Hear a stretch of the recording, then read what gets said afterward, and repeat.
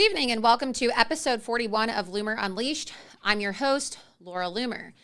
The never-ending campaign of lawfare against President Trump is set to enter its next chapter on Monday, April 15th. The criminal case regarding alleged false business records and so-called hush money payments to porn star Stormy Daniels is set to begin in New York City, and it will most definitely bring the media circus to town. That is the one being presided over by Judge Juan Merchan, who we've talked about a lot on this show. For those of you who aren't familiar with my previous reporting on the case, I have exposed Judge Merchan, who is originally from Colombia, by the way, as being a liberal activist with deep family ties to Biden and the DNC. His daughter, Lauren, has actually worked for major Democrat campaigns and fundraising organizations, including an organization known as Authentic Campaigns, which she is the president of. She has been paid by the Biden-Harris campaign, a current client of hers, as well as many other Democrat candidates and campaigns, including Adam Schiff. This is a clear conflict of interest, yet has been allowed to continue because the fix is in against Trump, right? Get Trump, get Trump, get Trump. That's what they're all obsessed with. My reporting on this scandal has since been picked up by major media outlets and hundreds of influencers in and around the MAGA movement, including President Trump, who shared my reports on True Social. That is because the level of corruption here is hard to ignore. Across America, Donald Trump has been subjected to seemingly endless amounts of court proceedings. As we've covered on the show prior, these lawsuits and criminal investigations are being intentionally manufactured by the left and the deep state. Next week, I'll be traveling up to New York to cover the court proceedings live all week as they happen. It is personally very important to me to be there to support President Trump and to continue to uncover the corruption surrounding Judge Merchan's kangaroo court and the lawfare campaign being directed against Trump by the DNC, Biden's DOJ, and the swamp. Whether you are a massive fan of Donald Trump like I am or not, anyone and everyone should be able to recognize that what has happened over the past few years to Trump is not the American way. We do not harass presidents searching for an ounce of wrongdoing out of a deep-seated hatred for them. Make no mistake, this is a campaign predicated on hate. It is a hatred for a man who brought the system to its knees. It is a hatred for policies, America First policies, that would reverse the decades of managed decline, intentional decline in this nation. And it is a hatred for half of America, the MAGA patriots who simply want to live in a peaceful, prosperous, and traditional society. That is what it ultimately boils down to. They hate you and they hate Donald Trump, and they're going to make you pay for their hatred of Donald Trump. Fortunately, the MAGA base understands this. In spite of everything that Donald Trump has been through, in spite of all the allegations, investigations, and sabotage, Trump has continued to climb in the polls. At this point, he now dominates Joe Biden in almost every single swing state. Michigan, Ohio, Pennsylvania, Arizona, and North Carolina all currently appear to be solid red states for Trump, as long as they don't cheat. But that's the problem, right? Is President Trump is now currently polling above the margin of cheating. So this is truly a testament to Donald Trump's ability to transcend the normal boundaries of political discourse, to his base's commitment to see through the smoke and mirrors of the deep state, and to the horrific record of Joe Biden. Not even the most loyal Democrats can say in good faith that this country is better off today than it was under Trump 4 years ago. Everyone has suffered as the price of literally everything has increased by leaps and bounds, otherwise known as Bidenflation. For many Americans, a trip to the grocery store is now an excruciating experience as they watch the total on the cash register climb well into the hundreds. And even that isn't enough to feed you and your family for the week, as many Americans are unfortunately finding out. At the pump, we've all noticed that gas has now reached twice the price it was during the tail end of Trump's administration. And just a couple months ago, it was 3 times that amount, skyrocketing to almost $5.50 to $6 per gallon in some states, depending on where you live. Housing prices have ballooned nearly exponentially, along with the interest rates to get loans to afford them. Even here in Florida, the highest homeowner insurance rates in the entire country. But worst of all, we have watched as the cultural core of America has been further eradicated by endless tides of immigration, this invasion, anti-white policies, and the increasing crime and drug abuse all across our nation. Additionally, Joe Biden's mental fortitude is obviously declining, in case you haven't noticed. Anyone with eyes can clearly tell that he is an elderly man stricken with dementia or some other type of brain rot. There's nothing to be ashamed of, as that happens to people as they age, right? It's part of aging, but you're supposed to age gracefully, right? And if you choose to age gracefully, people genuinely are not mean and malicious about your aging, what they call senior moments. But as we've seen with Joe Biden, a person struggling with mental acuity should not be at the head of the most powerful nation in the world occupying the White House. The Democrats have curiously refused to present an alternative candidate, instead choosing to circle the wagons around Joe Biden for one last ride into the sunset. But given the amount of gaffes, confused stares, I'm sure there's some gas too, and gibberish coming from Biden, is it any wonder that he is struggling to woo the voters of America? The conditions are primed for a triumphant Trump return to the White House in November. The MAGA base is energized, and they still hold a chip on their shoulder from their treatment over the past few years by the establishment GOP and the radical left. Trump has parlayed this enthusiasm into taking control of much of the RNC and cleaning house in the GOP, a mission which he completed just a few weeks ago with the installation of Laura Trump as co-chair and mass firings at the RNC, which has been overseen by Trump campaign manager Chris LaCivita. Yet for some unknown reason, many Republicans in the House still haven't gotten the message that the base rests on Trump and America First policies. Speaker of the House Mike Johnson just keeps refusing to fully get on the same page as Donald Trump. Since taking over the gavel, Mike Johnson has dropped the ball on a number of key issues, including the government shutdown, the January 6 tapes, which, hello, where the hell are they? Budget bills, and Ukraine funding. Just this week, Mike Johnson flip-flopped his opinion on FISA regulations. We saw that today in Congress. You will recall that the FISA laws were used as a pretext for the FBI to illegally surveil Donald Trump and his supporters in recent years at the command of Barack Hussein Obama. Now that there is a chance to pass a bill which would further regulate the abuse of FISA, Mike Johnson has suddenly come out in support of the intelligence community and the expansion of FISA, even though we know that FISA was used to spy on President Trump during the 2016 election. And let's be honest, we're not naive here. It will likely be used to spy on him again if Joe Biden could have his way ahead of the November 2024 presidential election. You see, Mike Johnson doesn't know how to handle confrontation. He's very demure. He's very weak, okay? He doesn't really seem to have much testicular fortitude. And he apparently doesn't know how to tell the truth either, as he is now claiming that he wasn't fully informed. Oh, wow, what a convenient excuse, Mike.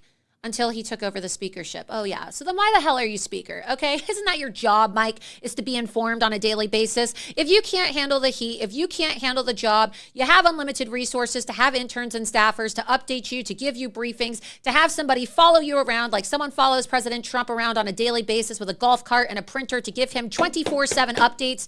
You're not fit to be Speaker of the House, buddy. So give me a break.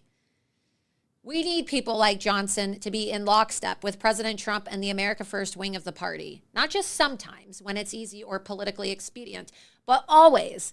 The Democrats are almost always in lockstep with each other, even if that means defending the most outrageous positions, right? Like the terror supporters, Ilhan Omar and Rashida Tlaib in Congress, or post-birth abortion, which is what they are now openly defending to cover each other's asses, because where one goes, they all go, unlike the GOP. So my question is, where's that same solidarity over here at the MAGA end of the GOP? Are these Republicans incapable of even pretending, right? Can they just pretend that they're all on board with each other for the next 7 months? Would it kill them to pretend until we get Donald Trump back into the White House? I'd hope that they wouldn't have to pretend. But can they just pretend for the sake of our country? You see, this type of solidarity only seems to exist with the MAGA base, the Trump supporters around this country who have stayed loyal and true to Trump through thick and thin. It's missing, though, in Congress and the Senate. It's missing. These people cannot take their heads out of their ass to support Donald Trump and be in line. Donald Trump says kill FISA, so you better kill FISA. But no, Mike Johnson's not going to do it. Most Republicans are not going to do it. But you know what? Many of us are loyal, including me. And that is why I'll be in New York City on Monday and all of next week with my crew. I will be there in lockstep supporting President Trump as he continues to battle through the next wave of lawfare on his way to saving our nation from the destructive path of decline it is currently on. And I hope to see many of you there with me. There is a young female journalist, conservative journalist, by the name of Laura Loomer. If America's men acted like Laura, I don't ever slow up, no I don't take shit. I got no love. Chained herself. She chained her. And wanna hate this, I'll always show up and make a statement. I don't ever slow up, no I don't take shit. I got no love for the fakeness. If you wanna play tough and wanna hate this, I'll always show up and make a statement. So instinctive, I'm passionate. Every word I'm reading so descriptive, I can adjective. I got a vendetta against people who doubted it. Even negative rules should be getting after it. I got facts over tracks and some nasty strokes getting fast. I go work like a gas, think I'm okay at last, but I don't know it back in a race. All the past and the pettiness, over legend of the emptiness. Hilarious, you think you're my time, you're delirious, mysterious, because you are behind a fake exterior, inferior. You know I'll always be a bit superior. Get off of me, this ain't no humble brag. I want you to hear words, you can say them back. I want you to Well, thank you so much to everybody who is now tuning in to episode 41 of Loomer Unleashed. I'm your host, Laura Loomer. We are live on Rumble right now, so please be sure that you repost this link live, share it on Twitter, Facebook, Instagram, wherever you are watching right now, through social, Gab, Getter, Telegram, whatever you're using. Please just share the link because this is a very important episode. Tonight we're going to have special guests. At first, we're going to be joined by President Trump's impeachment lawyer, the very renowned lawyer, friend of mine as well, David Schoen. So he'll be joining us tonight. And we'll also be joined by Joe Oltman. And then we'll also be joined by Charles Downs, our Loomer Unleashed DC correspondent and contributor, with some updates because he actually, if you haven't already seen the video today, he actually confronted FBI Director Christopher Wray as he was walking into the hearing on Capitol Hill about the continued funding, right? Especially as it relates to the FBI and the continuation of FISA. So we have a very exciting information-filled show for you tonight. I hope that you will learn a lot about the upcoming Trump trial with this interview with David Schoen that I have planned. And then, of course, you're going to be entertained by these Loomer Unleashed videos. But before we get started, I want to show these videos if you haven't already seen it. Every single day, Donald Trump is obviously dominating in the polls, as I mentioned in my monologue. But look, I don't know how the media is going to continue calling Donald Trump a white supremacist and saying he's got problems with black people, because he went to Atlanta, where he's currently being persecuted and prosecuted and targeted by Fannie Willis in Fulton County. And he went to a Chick-fil-A, and this was a great stop. I love seeing these videos. So Donald Trump walks into an Atlanta Chick-fil-A. Like, obviously, you know, pretty much everyone in Atlanta's black, okay? So predominantly black. And if Donald Trump has a problem with black people, look at the faces on all these women. Okay, they are so fixated on Donald Trump. Every single person working in this Chick-fil-A is black, not a single white person. And they're all smiling. They're all smiling, happy to see Donald Trump. And then you see these videos, and we're going to play some of these videos for you tonight. Donald Trump is in there, and he's talking to black people, and they go, "Oh, Mr. Trump, we love you. We love you so much. Don't listen to the media. We don't care what they say about you." And President Trump says, "You guys want milkshakes?" And then he goes, "Yeah, milkshakes for everybody." So look, they're getting desperate. President Trump continues to rise in the polls, even though he's faced 4 indictments, trials. They want to try to accuse him of sending money to some washed up, disgusting, and, D-list porn star, Stormy Daniels, okay? You even have Michael Avenatti, who is like Trump hater extraordinaire to the point where CNN once made him a legal correspondent with back-to-back coverage, calling in from jail saying, yeah, Stormy Daniels and Michael Cohen are lawyers, and this is no way to be treating Donald Trump. This is election interference. I'm sure we could pull up this article too about Michael Avenatti, but the world must be coming to an end if Michael Avenatti, of all people, is defending Donald Trump, okay? So look, even your most diehard Democrats are now realizing, okay, this is pretty much Banana Republic, third world injustice in our country. This is not how our justice system is supposed to operate. And I don't really think it's leaving a good taste in people's mouth ahead of this upcoming trial that we're going to be seeing. I think we have the video too. You could see, we'll download the video and we'll play. Here's Ari Melber, the worst. I mean, this guy is awful. We can show the article for now. Here we go. Imprisoned attorney Michael Avenatti does surprise interview with MSNBC on Trump hush money case. Avenatti, who was convicted of defrauding former client Stormy Daniels, says the hush money case against Trump was stale. Yeah, because it's all a bunch of bullshit, okay? Everybody knows this. I got in a fight with Stormy Daniels over the weekend, actually. We could pull that Raw Story article up as well if you can find it. And I got in a fight with Michael Cohen. I think we have the video, right, of Michael Cohen on TikTok having an absolute meltdown. If we can, let's pull that video up too. But Michael Cohen decided to have a meltdown on TikTok attacking me. Oh my God, Laura Loomer is so crazy. You know, people just need to stop listening to Laura Loomer. She's got such a megaphone and she's out here lying in support of Trump. I'm not lying, Michael. You're the liar, okay? You are the one you're the person that was actually stripped of your license to practice law because you're a liar. You spent time in jail because, you're the liar.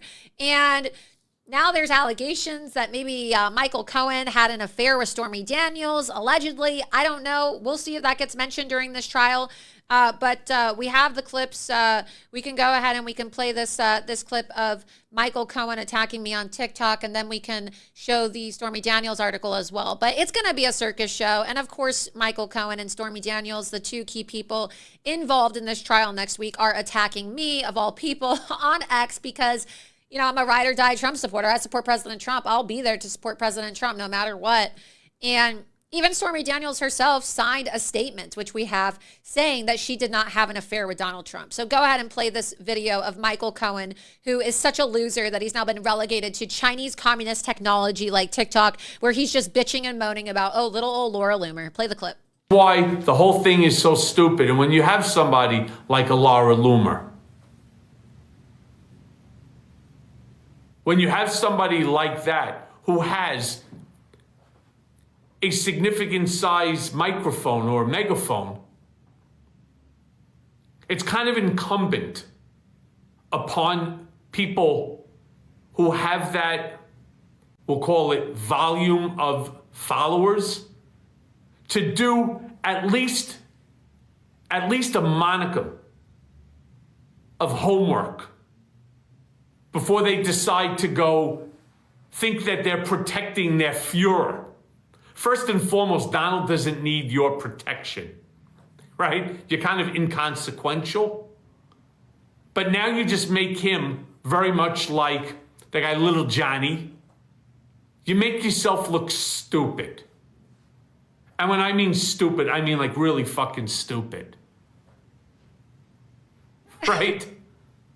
Little Johnny Two Scoots. That's the saddest part. That's the saddest part.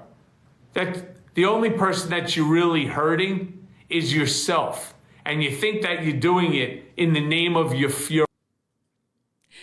Listen, Michael, okay? Listen, buddy, if anybody is quote unquote really fucking stupid, it's you. So much so that you spent time in jail because you are a liar and you committed perjury. So look who's calling who's stupid. You should take a look in the mirror, buddy, okay, before you want to call me stupid. And if I'm so inconsequential, Michael, why are you keeping my name in your mouth, right? Keep my name out of your mouth if I'm inconsequential, because I don't really think I'm inconsequential. And I don't think it's inconsequential when you and Stormy Daniels both can't seem to keep your name out of my name out of your mouth, right? That's not how it works. If I'm so inconsequential, why is it that my exclusive reporting is being cited in President Trump's motion requesting recusal of Judge Merchan, huh? If I'm so inconsequential, why is it that the media is having a meltdown about Donald Trump reposting my articles from Loomer.com? I am not an inconsequential person, Michael. You are. And I hope that by the end of this trial, you are spending the rest of your life in a prison cell, buddy. Let's look at this article. Here we go. Be mad. Look at this lady. She's such a dirty hooker. Okay, be mad. Stormy Daniels denies writing incriminating statement posted by Trump ally. So I am the Trump ally, of course, and it is an incriminating statement. You can scroll down. Adult film star Stormy Daniels on Sunday was forced to defend herself from claims that she gave a sworn. It's not a claim. It's real. She signed it. Okay. This is not a claim. It is a document that exists with her signature on it. Look at the way the media says things to manipulate people with semantics. Adult film star Stormy Daniels on Sunday was forced to defend herself from claims that she gave a sworn statement indicating that she never had an affair with Donald Trump at an event at the heart of the former president's upcoming criminal trial happening in New York. Early on Sunday, controversial Trump ally. Oh, yeah, so controversial, right? Because, yeah, it's controversial to call you people out on your shit because you're all a bunch of liars, okay? You lie about President Trump, the greatest president that we've ever had in this country, and I don't really care if my exposés, if my reports are quote-unquote controversial. I don't care if I test the line by, exposing the family members of judges. I'm going to keep doing what I do because it is the right thing to do for our country, okay? I don't care if it's controversial. I don't care about making friends, pissing people off. I don't care if Republicans are mad at me, if they think I'm unhinged, if they think I'm over the top. I don't care because I'm not here to make friends. I'm here for one reason, and that's to get Donald J. Trump back into the White House. That is literally all I care about, if you haven't noticed. Loomer has been shouted out by the former president at various rallies, and he frequently shares her reports against his critics on True Social. Yeah, they're so triggered by this. They are so triggered by the fact that President Trump watches Loomer Unleashed. Hello to President Trump if you're watching tonight. They are so triggered by the fact that President Trump shares my reports. Loomer in the past has targeted Judge Juan Merchan's daughter, but in this case, she turned her sights on Daniels. Well, they're all involved in this case, so why not? Why wouldn't I? Quote, in her own sworn statement, Daniels admits she never had an affair with Donald Trump. People like you are what's effed up with our country, and it's people like you who made me decide I will never believe in forgiveness or grace for idiots, liars, and people who want to destroy my country. Loomer wrote to a critic asking about Trump's purported affair. May they all rot in hell for eternity if they continue to lie when the truth is known. That's what I said, and I stand by it. But Daniels responded directly, beginning with laughter. Wahahaha. One time, look at how disgusting and low class this woman is. I mean, honestly, I told her on X, a stray dog's mouth is cleaner than your coochie, Stormy. Okay? That's what I told her. I said a stray dog's mouth is cleaner than your coochie. It's disgusting. She goes, oh, ha, ha, ha, ha. A one-time 2-minute humping because I was cornered doesn't equal an affair. But also, that is not a sworn statement, and I didn't write it, she said. People like you give journalists a bad rep. Luckily, I have proof, and you just have idiocracy. Be mad. Thanks for the attention, though. Yeah, I know you like attention, Stormy. How do you corner a sex worker, by the way? She goes, oh, because I was cornered. I mean, when you literally are a walking neon sign that says my legs are open, how exactly does somebody corner you? You're a sex worker, you hoe.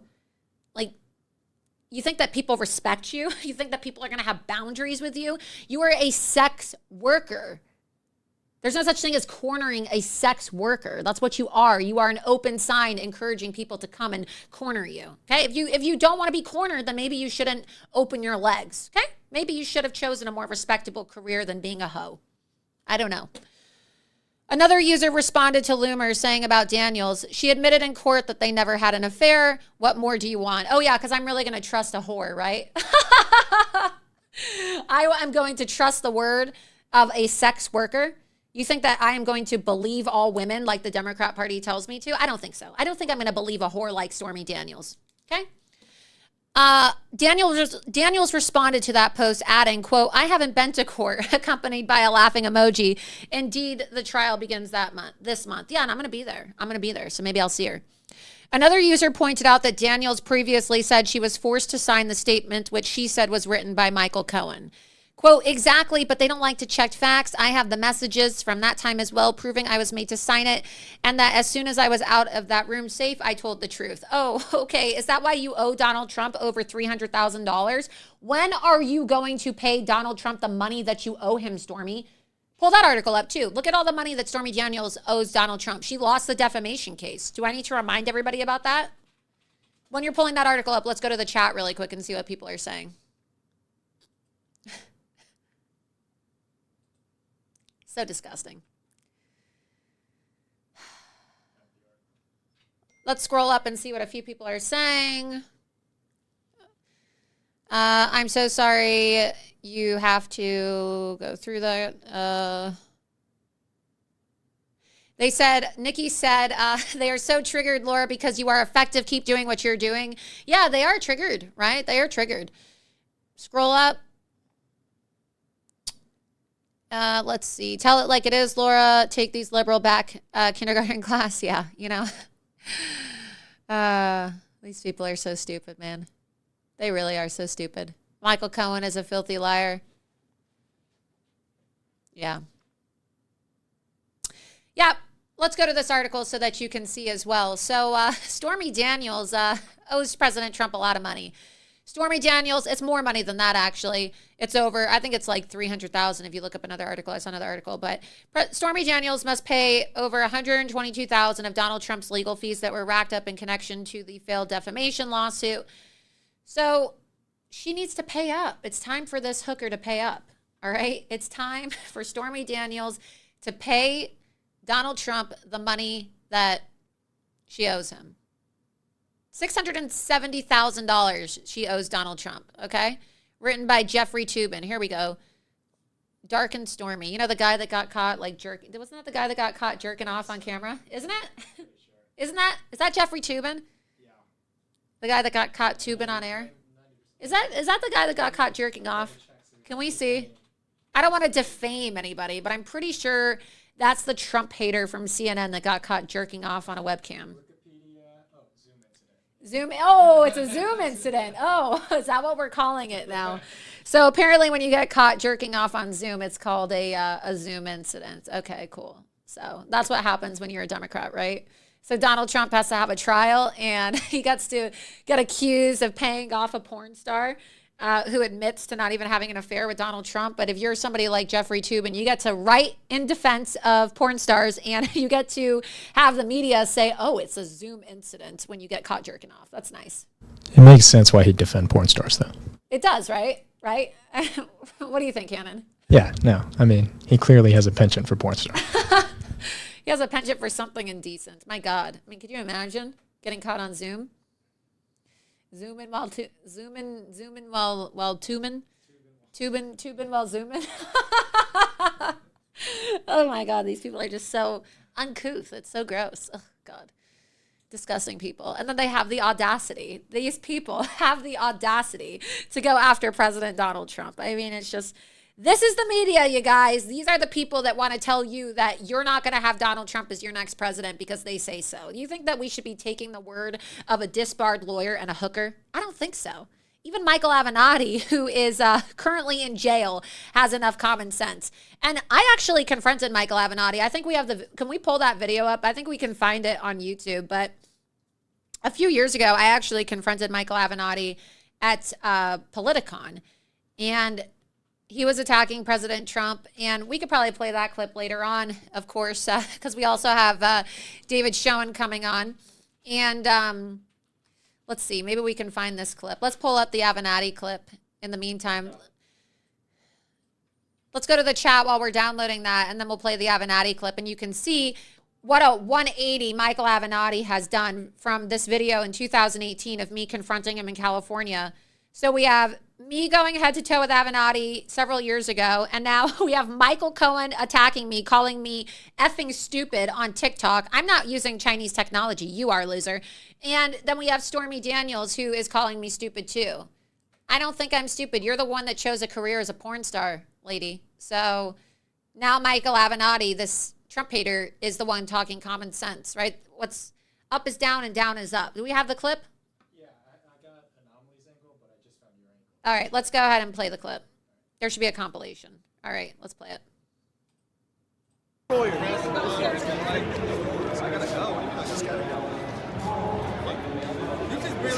You know, you claim to care about women so much, but all you do is use them as tools so that you can have your fancy dinners at friends. That's ridiculous. You're a pimp. Women so you can have fancy shoes. Congratulations. What does Melania do? What does Melania do? You want to run for president in 2020? Finish, or you just gonna bark at me? I know you love talking, so go ahead. Keep talking. You're gonna let me finish? Why don't you let the man Go talk. All right. Before I ever met Stormy Daniels, I had over $1 billion in verdicts and settlements. I was a highly successful attorney with nearly 20 years of experience. So you have no idea what you're talking about. Right. I have never taken advantage of any woman and any claim to the contrary. What about by Julie you? Swentek? Are you gonna let me finish? You know those allegations are false. No, they're 100% Brett true. Kavanaugh, you're saying that Brett Kavanaugh gang raped women? Why wouldn't you let the FBI investigate? Why is your president? You think that Brett Kavanaugh is a gang rapist? No, he's not my president. You lost the case. There go the creepy porn lawyers. Donald Trump for his legal fees. Laura, can I get along with my son? Can I get along with my son? You guys don't know Trump's lawyers on his way to jail. Julie. You're a pimp, Michael. Okay. Kavanaugh never touched anybody. Why are you so obsessed with the size of You're a male chauvinist pimp. Hey, it's creepy porn lawyer, Michael Avenatti. Hey, how are you? Are you a big fan of the creepy porn president?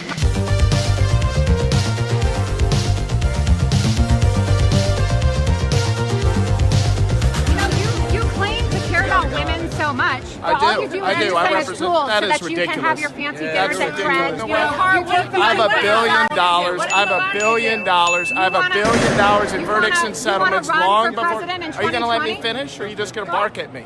I know you love talking. Are you so going to go keep ahead. barking at me? Keep talking. Evidently, so do you. Before I ever met Stormy Daniels, I had over $1 billion in verdicts and settlements. I was a highly successful attorney with nearly 20 years of experience. So you have no idea what you're talking about. What about By Julie- you, Julie- are you going to let me Julie finish? Swenson? Are you going to let me finish? You know those allegations Are you going to let me finish? false. No, they're 100% Brett true. Kavanaugh, you're Why saying wouldn't that you let the Brett Kavanaugh FBI? raped Why women? wouldn't you let the FBI investigate? Why is your president? You Why think is that your Brett president? Kavanaugh is a He's gang your rapist? president too. No, he's not my president. Yes, he is. No, he's not. No, he's not my president. Country. No, he's not. You know, you lost the case, and now the money is going to go towards Donald That's Trump not for true. his legal fees. That's not Creepy true. porn lawyer. You don't know what you're talking about. I I don't know what you're talking about. I don't know what you're talking about. I don't know what you're talking about. I don't know what you're talking about. I don't know what you're talking about. Mr. Avenatti, creepy porn lawyer. Even the liberals laughed at you, you creepy porn lawyer. You pushed fake rape allegations against Brett Kavanaugh. No, they call me a creepy porn lawyer because they know that I'm going to kick your president's ass if I run against him in 2020. Oh, yeah. I'm not going to beat him. I'm And you going want to to destroy challenge him. John Jr. to I'm an gonna MMA destroy fight? him. Why don't you fight me? Fight me. Your client now has to pay Donald Trump. How does that work? That's not true. Brett Kavanaugh did not organize any gang rape. Even the liberals are laughing at Kavanaugh's you a because your criminal. accusations. He's a criminal. Show me You know what? You know what? I'm gonna take him off. Show me a single form of evidence that shows. Bye, creepy porn lawyer. Bye. You just got murdered, Avenatti.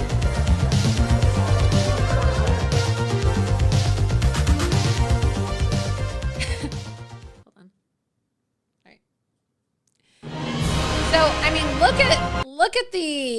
at the change in tone. You know, it's like this guy. Let's go back to the side view of the article, right? Of Avenatti. So Avenatti was literally telling me in 2018 at Politicon, I'm going to kick Trump's ass. I'm going to take Brett Kavanaugh off the court. He's a rapist. Not my president, you know, like that real Shaniqua type. He's not my president, you know, and now look at it. Imprisoned attorney does surprise interview on Trump. He says, let's scroll down and see. Do we have the clip, by the way, of Avenatti? Did we download it? Disgraced former attorney Michael Avenatti, scroll up, joined MSNBC for a surprise interview from prison Tuesday and discussed the New York hush money case against former President Trump. He said, I think what I'm about to say is going to surprise a lot of people, and that is that, you know, I think this is the wrong case at the wrong time. I think that this case is in many ways stale at this juncture. So, I mean, look, this guy is one of the biggest Trump haters. You see, I thought I was going to get in a fist fight with Michael Avenatti, okay? I literally thought that he was going to swing at me. You saw how close he got up in my face, right? There were people holding us back from each other. It was the biggest spectacle at Politicon, and that was in California and Los Angeles. People actually thought that Michael Avenatti and I were about to get in a fist fight. And I'm a woman, right? And look, you could see I was a little chubby at that time, right? I was not the most fit woman, but I'll tell you right now, I beat Michael Avenatti up a flight of stairs, and I ran up those stairs to get him when he was trying to go to his next interview.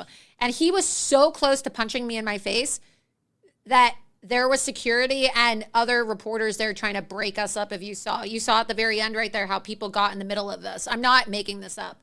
So let's go ahead and play the clip. And you join us at a very newsworthy time. Some of your lawyering led to the exposure of the evidence in this case.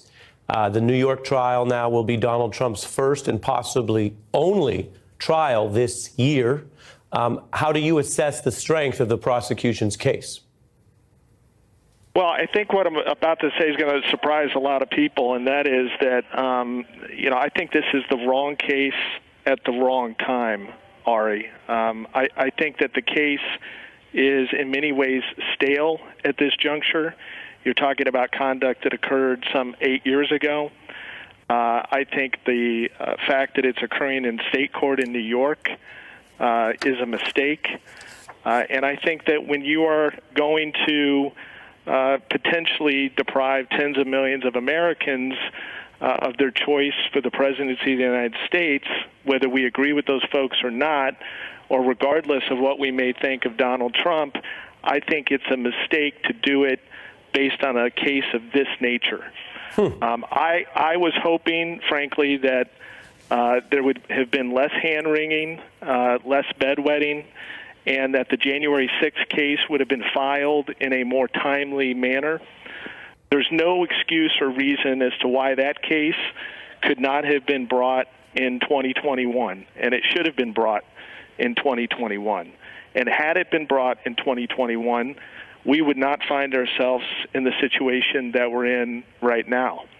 Now, I know a lot of people have been critical of the United States Supreme Court, and as well as the the D.C. Circuit. Yep. I think those complaints are frankly misplaced. So that's a pretty big change of tune, you guys. I mean, look, I'm looking at the chat right now, and a lot of you are like, oh, I've never seen that clip before. That's so crazy. Yeah, it's crazy, right? Because he's so hostile towards Donald Trump. And someone said, who was the chubby girl in the red dress? That was me. I was a little chubby. So I was a little chubby, and I had shorter hair at the time, but I've lost a lot of weight since then.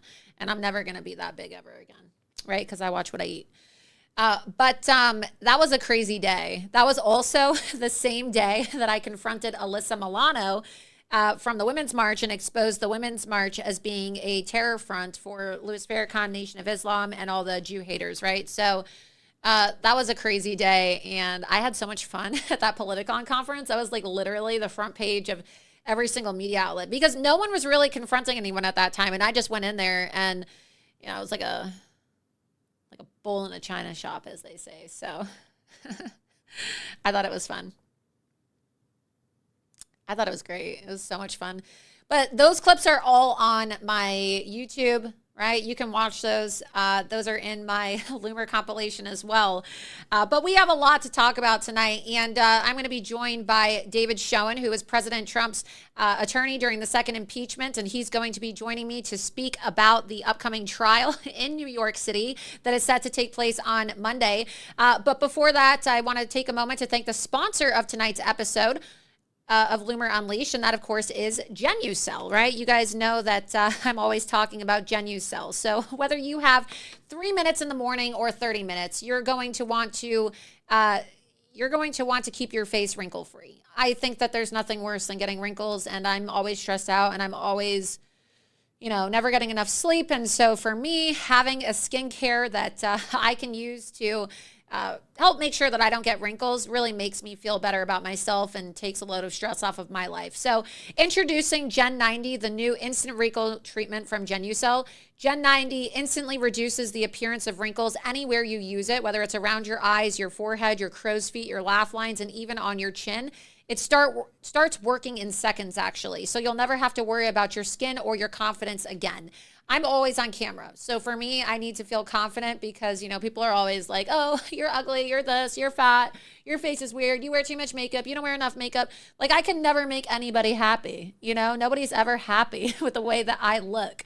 So at least when I go home at night, I can feel somewhat happy about the way I look when I put my GenuCell on because, well, it makes my face feel really nice. And I like, washing my face at night or when I wake up in the morning and I put my cream on, it feels good. I like it.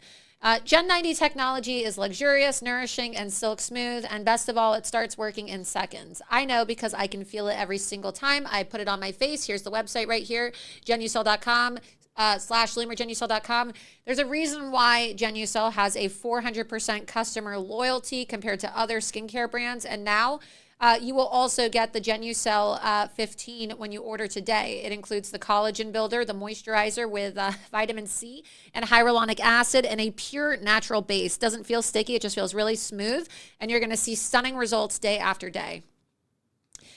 Gen 90 is on a special sale right now at Genucel.com, and included in the bestseller package, best value in skincare anywhere. So clearly you can see the website here, over 70% off, over 1 million products sold. That's because a lot of people really like Genucel. I use Genucel every day. I keep some here in my office. I keep some at my house, and also in my travel bag. I brought it with me when I went to Panama, and I'm bringing it with me when I go to New York this week as well, because I'll be on camera, right? I'm going to be covering Trump's trials. So before you go overseas and you even consider getting harsh procedures for thousands of dollars, or Botox, or expensive facials, right? Make sure that you try Gen 90 first. Make your fine lines and your wrinkles disappear wherever they are, and before you even leave the room. Order right now at Genucel.com/Loomer. That's Genucel.com/Loomer. And when you order today, you're also going to get a free beauty box and deep firming serum while supplies last, plus free shipping on all orders. So again, that is Genucel.com/Loomer. Genucel.com/Loomer. As many of you know, I'm going to be in New York City next week, and on Monday I will be outside of the courthouse in anticipation for the first day of President Trump's trial. And joining me now, somebody who knows the president very well and somebody who represented President Trump during the second impeachment trial, David Schoen. David, so thank you so much for joining me on Loomer Unleashed. It's great to have you. Brilliant legal mind. Thank you very much for having me. Of course, it's a pleasure to have you. So, as you know, the trial is expected to begin next week. I guess they're going to start with jury selection, and so who knows how long this is going to be, but it's officially beginning in New York City on Monday, April 15th, tax day, of course. And a lot of publicity around this trial, not just because of the media spectacle surrounding Stormy Daniels and Michael Cohen, but also the recent revelations about Judge Merchan and his daughter, Lauren Merchan, who is, of course, a Democrat operative at a Democrat political consulting firm. What are your thoughts as we get ready to see another, circus show trial in New York City this coming week? Yeah, I thought this indictment was dead on arrival. I still think it is. I think it's only being resuscitated by this Judge Merchan for his own purposes. But I say that for at least two reasons. One, I think the indictment is absolutely defective as a matter of law. And two, I think Judge Merchan absolutely has to be recused from this case. He's making a critical mistake not recusing himself. And so I think those two alone are reversible error on appeal if there is a conviction in the case. I can explain both of them in more depth if you like. Yeah, I would love that. I would love for you to explain what you think about that, and also what you think about the president and his legal team filing a motion requesting Judge Merchan recuse himself. Did you think that it was a strong filing? What are your thoughts on the filing and whether or not Judge Merchan should recuse himself? Right, well, the filing is certainly better than the previous one. In the previous one, on the first page of the motion that they filed, the recusal motion that the lawyers filed last time around, they said that he should be removed because of his appearance of impartiality. It's exactly the opposite, of course. He should be removed because of his lack of impartiality. But obviously, they just made a mistake in that one. But they also didn't raise all of the grounds that they needed to raise, thanks to you in large part. They now have a lot of facts, more facts than they had then. But I think the recusal motion absolutely must be granted. They, without going into any sort of dealings that I've had inside with President Trump, let's just say that in the current motion, they raise a ground that should have been raised the first time around, but certainly has to be raised. And I believe it absolutely requires his recusal. I'll explain. There are some bases, for recusal or disqualification in a case that just revolve around the appearance of impropriety or the appearance of a lack of impartiality. And this certainly has that. But under a particular section of the New York Code, 22 NYCRR, it's 100.3 ED13. It doesn't matter exactly the number. But it provides that in certain cases, the judge shall disqualify himself. And one of those cases is a case in which the judge has a relative to the 6th degree. which is pretty far out there. This is his daughter, so that's much closer than that. Where relative to the sixth degree could have an interest affected by the proceedings before the court. Not has an interest, shall have an interest, etc. It's just could, whether it could be affected. Based on all of the information you've proven to be true and brought out and so on, there's no question in this case that the judge's daughter's interests in her company are and have been affected by these proceedings. They can market off of it. She's raised tremendous amount of money, as you showed, as the New York Post $93 million story showed. They fundraise off of this case, and it's in her interest, and therefore the judge's interest, to keep the case going, to never grant a motion to dismiss, because it supports Democratic office holders who then raise money off of this kind of case, saying President Trump is a crook and so on. So I think it's a reversible error if he doesn't recuse himself. But the real question is, why on earth would he stay on this case if he had any intention of being a fair-minded judge and presenting a system with integrity to the public? There are many, many dozens of judges on this court, justices on the New York Supreme Court in New York County. Put somebody else on the case that doesn't have this kind of background or these kinds of influences, because now you've got at least half the population who's going to question any result in this case and thinks that it's all checkered by the judge's influence, and they fairly can say that. Absolutely. And that begs the question then, why do you think that this judge, with all this evidence presented, and obviously even the court of public opinion, you had a funny clip the other day, I'm sure you saw it, of a retired federal judge in the Southern District of New York, went on CNN with Caitlin Collins. And Caitlin Collins, of course, is no friend to President Trump. And she asks her, well, what do you think about the motion requesting recusal that was filed by President Trump and his legal team? And even the judge, who I'm sure she's probably not a conservative, said herself, well, I think it's actually very strong. And the daughter is definitely going to benefit given the enormous amounts of money that her firm is raking in from these anti-Trump Democrats. And you should have seen the look on Caitlin's face. You would have thought somebody shot her mother in front of her face, the way that she looked so despondent, right? But given that, why do you think the judge is not recusing himself? Why do you think that this judge is so insistent? Do you think that there's something more sinister at play here? Because to everybody involved, even CNN's chief legal correspondent penned an article calling on Judge Merchan to recuse himself. Right. Well, you raise a great question. I'm glad you brought up the Judge Shira Scheinlin interview, because she's a very well-respected judge, and she clearly said those things. She's very troubled by the issues surrounding the recusal. I think he's staying on it for a number of reasons. I think ego is a primary one. I've been in front of this judge. I found him to be a horrible judge, in my opinion. He cited cases in the case that I had that had little to do with it and certainly weren't on point. He was very insecure when that was pointed out. He sort of threatened me in the case. But I think there's a bigger picture here. Remember, this judge was handpicked for this case. This case did not go through random selection. The chief administrative judge says he picked him because of his competence.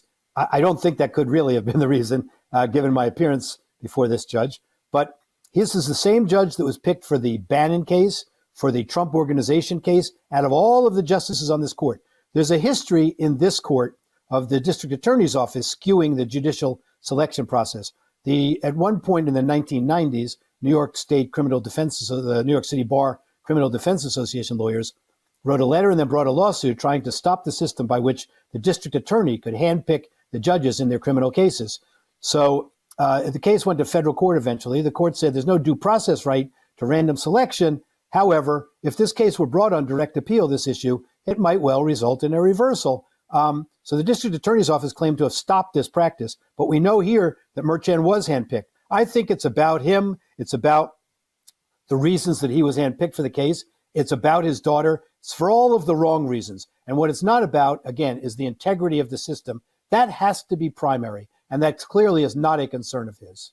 Right. And it's not just his daughter. As I also exposed, we're now finding out that his wife, Laura Merchan, worked under Letitia James as well. So you have a lot of conflicts of interest here, especially given the fact that Letitia James campaigned for office on trying to get Trump. That's what all these people seem to be primarily interested in.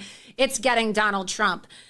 So I'm glad that you've seen those reports, and I don't think that the judge is going to recuse himself. It seems like even though President Trump is now even suing this judge, the trial is expected to still take place according to schedule on Monday. That brings me to my next question. Obviously, you are a brilliant lawyer. You, in my opinion, should be on the Trump legal team. You did wonders for President Trump during the second impeachment trial. The president was, of course, acquitted thanks to you.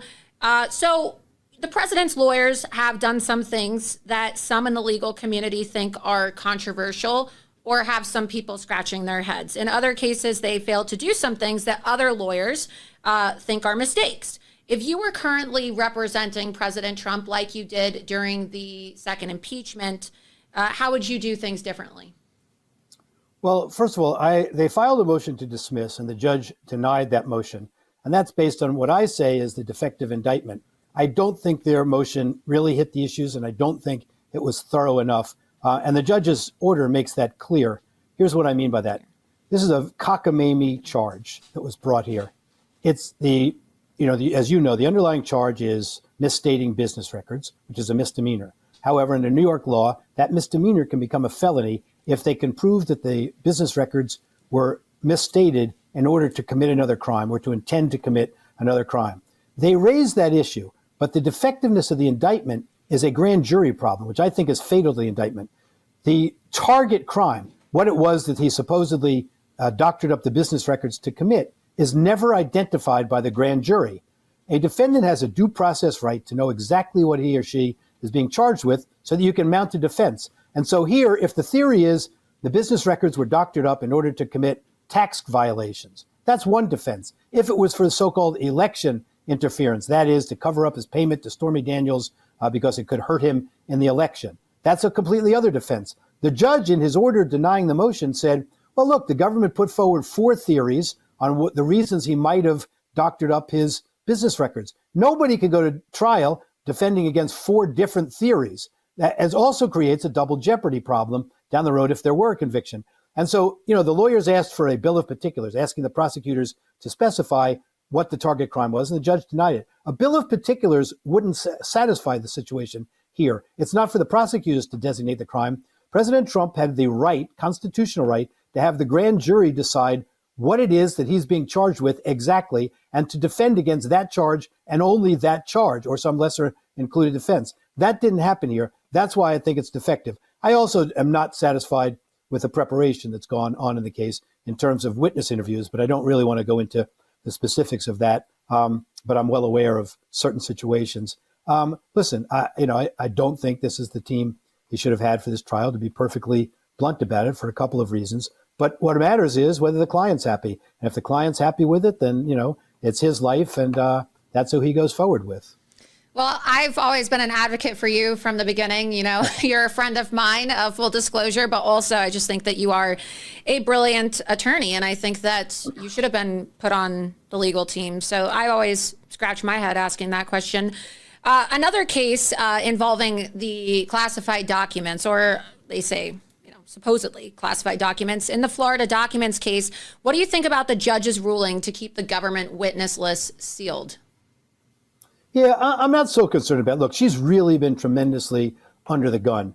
And so if that's the worst that things get, I think that's fine. I think what she has done is really called the bluff on this theory that Jack Smith has that the Presidential Records Act is in no way relevant to this case. It may be that it's not. The Presidential Records Act doesn't provide a complete defense to all of the charges in the case. But to say that it's not relevant is absolutely absurd. The charges in this case require a certain mens rea, a certain state of mind, had to have knowingly acted, intentionally acted, depending on the charge in the indictment. The fact that President Trump understood from his advisors that under the Presidential Records Act, he had the right to designate certain records at his prerogative, personal versus presidential records, and that he understands that to be supported by a 2012 case from his, a Trump hater, Judge Amy Berman Jackson, in the U.S. District Court in D.C., who clearly said in there that only one person under the Presidential Records Act can designate the status of documents, and that's the chief executive, the president. He understood from his advisors that he had the right to do that, and he so designated the records, and therefore never believed that he was doing anything in violation of the law. That's directly relevant to the charge in this case, and the fact that he relies on the Presidential Records Act whether rightly or wrongly, whether the advice he got was right or wrong, is directly relevant, and he can't be convicted if his state of mind was to believe that he was doing something completely legal. In contrast, I must say, if somebody ever should know that keeping presidential records wasn't permitted, that would be Joe Biden. President Trump was a business person who came to office directly from a very successful business career, but not a career in government. Joe Biden has been in government his entire life, and he wasn't the president when he took the documents that he had no right to take. So if anybody should have been charged criminally, that would have been Joe Biden. I'm not in favor of charging any of them criminally, but it's absolutely absurd and inexcusable to charge President Trump and not President Biden. And this excuse that, well, Biden gave back the documents, that's not the complete scenario of the charges. The charges also involve having those documents in the first place. He clearly had what's called defense information in the documents, and many of them apparently were classified. I'm talking about President Biden at this point. Yeah, and, as you pointed out, it doesn't really seem like Judge Cannon is very entertained or amused by Jack Smith and his antics. And President Trump and his legal team have presented an argument in the Florida case that Jack Smith's appointment is illegal, essentially because he was not a Senate-confirmed U.S. attorney at the time of his appointment. And they have also questioned the legality of the funding of Jack Smith's investigation into President Trump. What do you think of these arguments? It's a serious argument. They should have raised it in the D.C. case. And you saw it come up in the D.C. case. I had said this for over a year, that the argument must be raised at the outset of that case and the Florida case. There are two scholars, one of whom, Steve Calabrese, very well-respected conservative scholar, Northwestern University Law School, who's written almost a treatise on this, a very comprehensive law review article showing why under the Constitution, Mueller's appointment at that time, but the same would apply to Jack Smith, was unconstitutional under the Appointments Clause in the Constitution, that he's the kind of officer that can't be appointed this way. There's no authority to appoint him. He hasn't gone through the Senate confirmation like a real U.S. attorney would. He's not an inferior officer, and he makes a very thorough argument. You saw in the D.C. Circuit case, the original appeal of the immunity case that's going on, it's now going to the Supreme Court, that Ed Meese filed an amicus brief in the case. And in that, he made this argument that Jack Smith's appointment was unconstitutional. In a very unusual move, the D.C. Circuit ordered President Trump's lawyers, this guy Sauer, and all of his lawyers, to be prepared to address the issue that Ed Meese raised in his amicus brief. When the time came up during oral argument to address that issue, President Trump's lawyers said, we haven't raised that in this case. That's a horrible situation to be in when the court clearly is interested in the issue. Now, they might say strategically they didn't raise it there because there's a D.C. case that goes against them. But the issue can be waived if it's not raised. So even though they might have lost the issue there, it should have been raised. Now, in Judge Cannon's case, it's in the 11th Circuit rather than the D.C. Circuit. The Supreme Court has never decided that issue, the Appointments Clause issue. And so it is raised there, and it's an important issue. I hope they know how to properly argue it. And then that was a lack of preparation then on behalf of President Trump's legal team. You said a few moments ago that you're not really pleased with the lack of preparation. That, I guess, would be an example of the lack of preparation. Well, they would say that they intentionally didn't raise it. I can tell you this. I was given an assurance that it was raised earlier. Every time that I raised the thing, I was given an assurance by someone in the background who we both know. And it just wasn't right. It wasn't raised. Listen, there were many things. I don't think that the lawyer was prepared for the oral argument in the immunity case. I think he blew that SEAL Team 6 question. But look, we're going to see what's going to happen now in the Supreme Court. The court's going to have to address the problem. I think it's a mistake to come in with extreme arguments when you're in something like immunity, because I do think immunity ought to apply, but in a way that's constructed similar to the Nixon versus Fitzgerald case. It ought to apply in criminal cases. They're arguing something a bit more extreme than that. Anyway. Yeah, that leads me to my next question then. So Judge Cannon in this case has not really seemed very impressed with President Trump's assertion that the Presidential Records Act grants him immunity and shields him from prosecution in this case. What do you think of that argument made by President Trump and his legal team? Well, the immunity issue is going to have to play out. I think we're going to see the parameters of that kind of thing from the Supreme Court when it's argued later this month and then eventually when the decision comes out. But I think what she has said is that the Presidential Records Act, she's not convinced yet it provides a complete defense. She seems to be convinced that it is relevant and that it's an issue that's going to be raised at the trial. And I think that's right. If she rules eventually. Otherwise, on that, I think she's going to be reversed. It's clearly relevant to his state of mind and to whether he's guilty of a crime or not. So the Presidential Records Act, Jack Smith's just wrong that it has no bearing on this case. And you can see how terribly he's scrambling to virtually threaten the judge in this case based on some of her rulings. I thought it was a brilliant move asking for these jury instructions that she did. It's unusual, but she wants to see how the parties see those issues playing out. So one of the things that has been argued by President Trump and his supporters and the legal team is that the media and the Democrats and even Jack Smith are really trying to relitigate the topic at hand of the second impeachment of President Donald Trump. Do you think that the Senate acquitting President Trump in the second impeachment, which you represented him in, of course, shields him from prosecution in the January 6th indictment brought against him by Jack Smith before Judge Chutkan? What I've said before is, and I stick by this, I believe that nobody is immune from an investigation.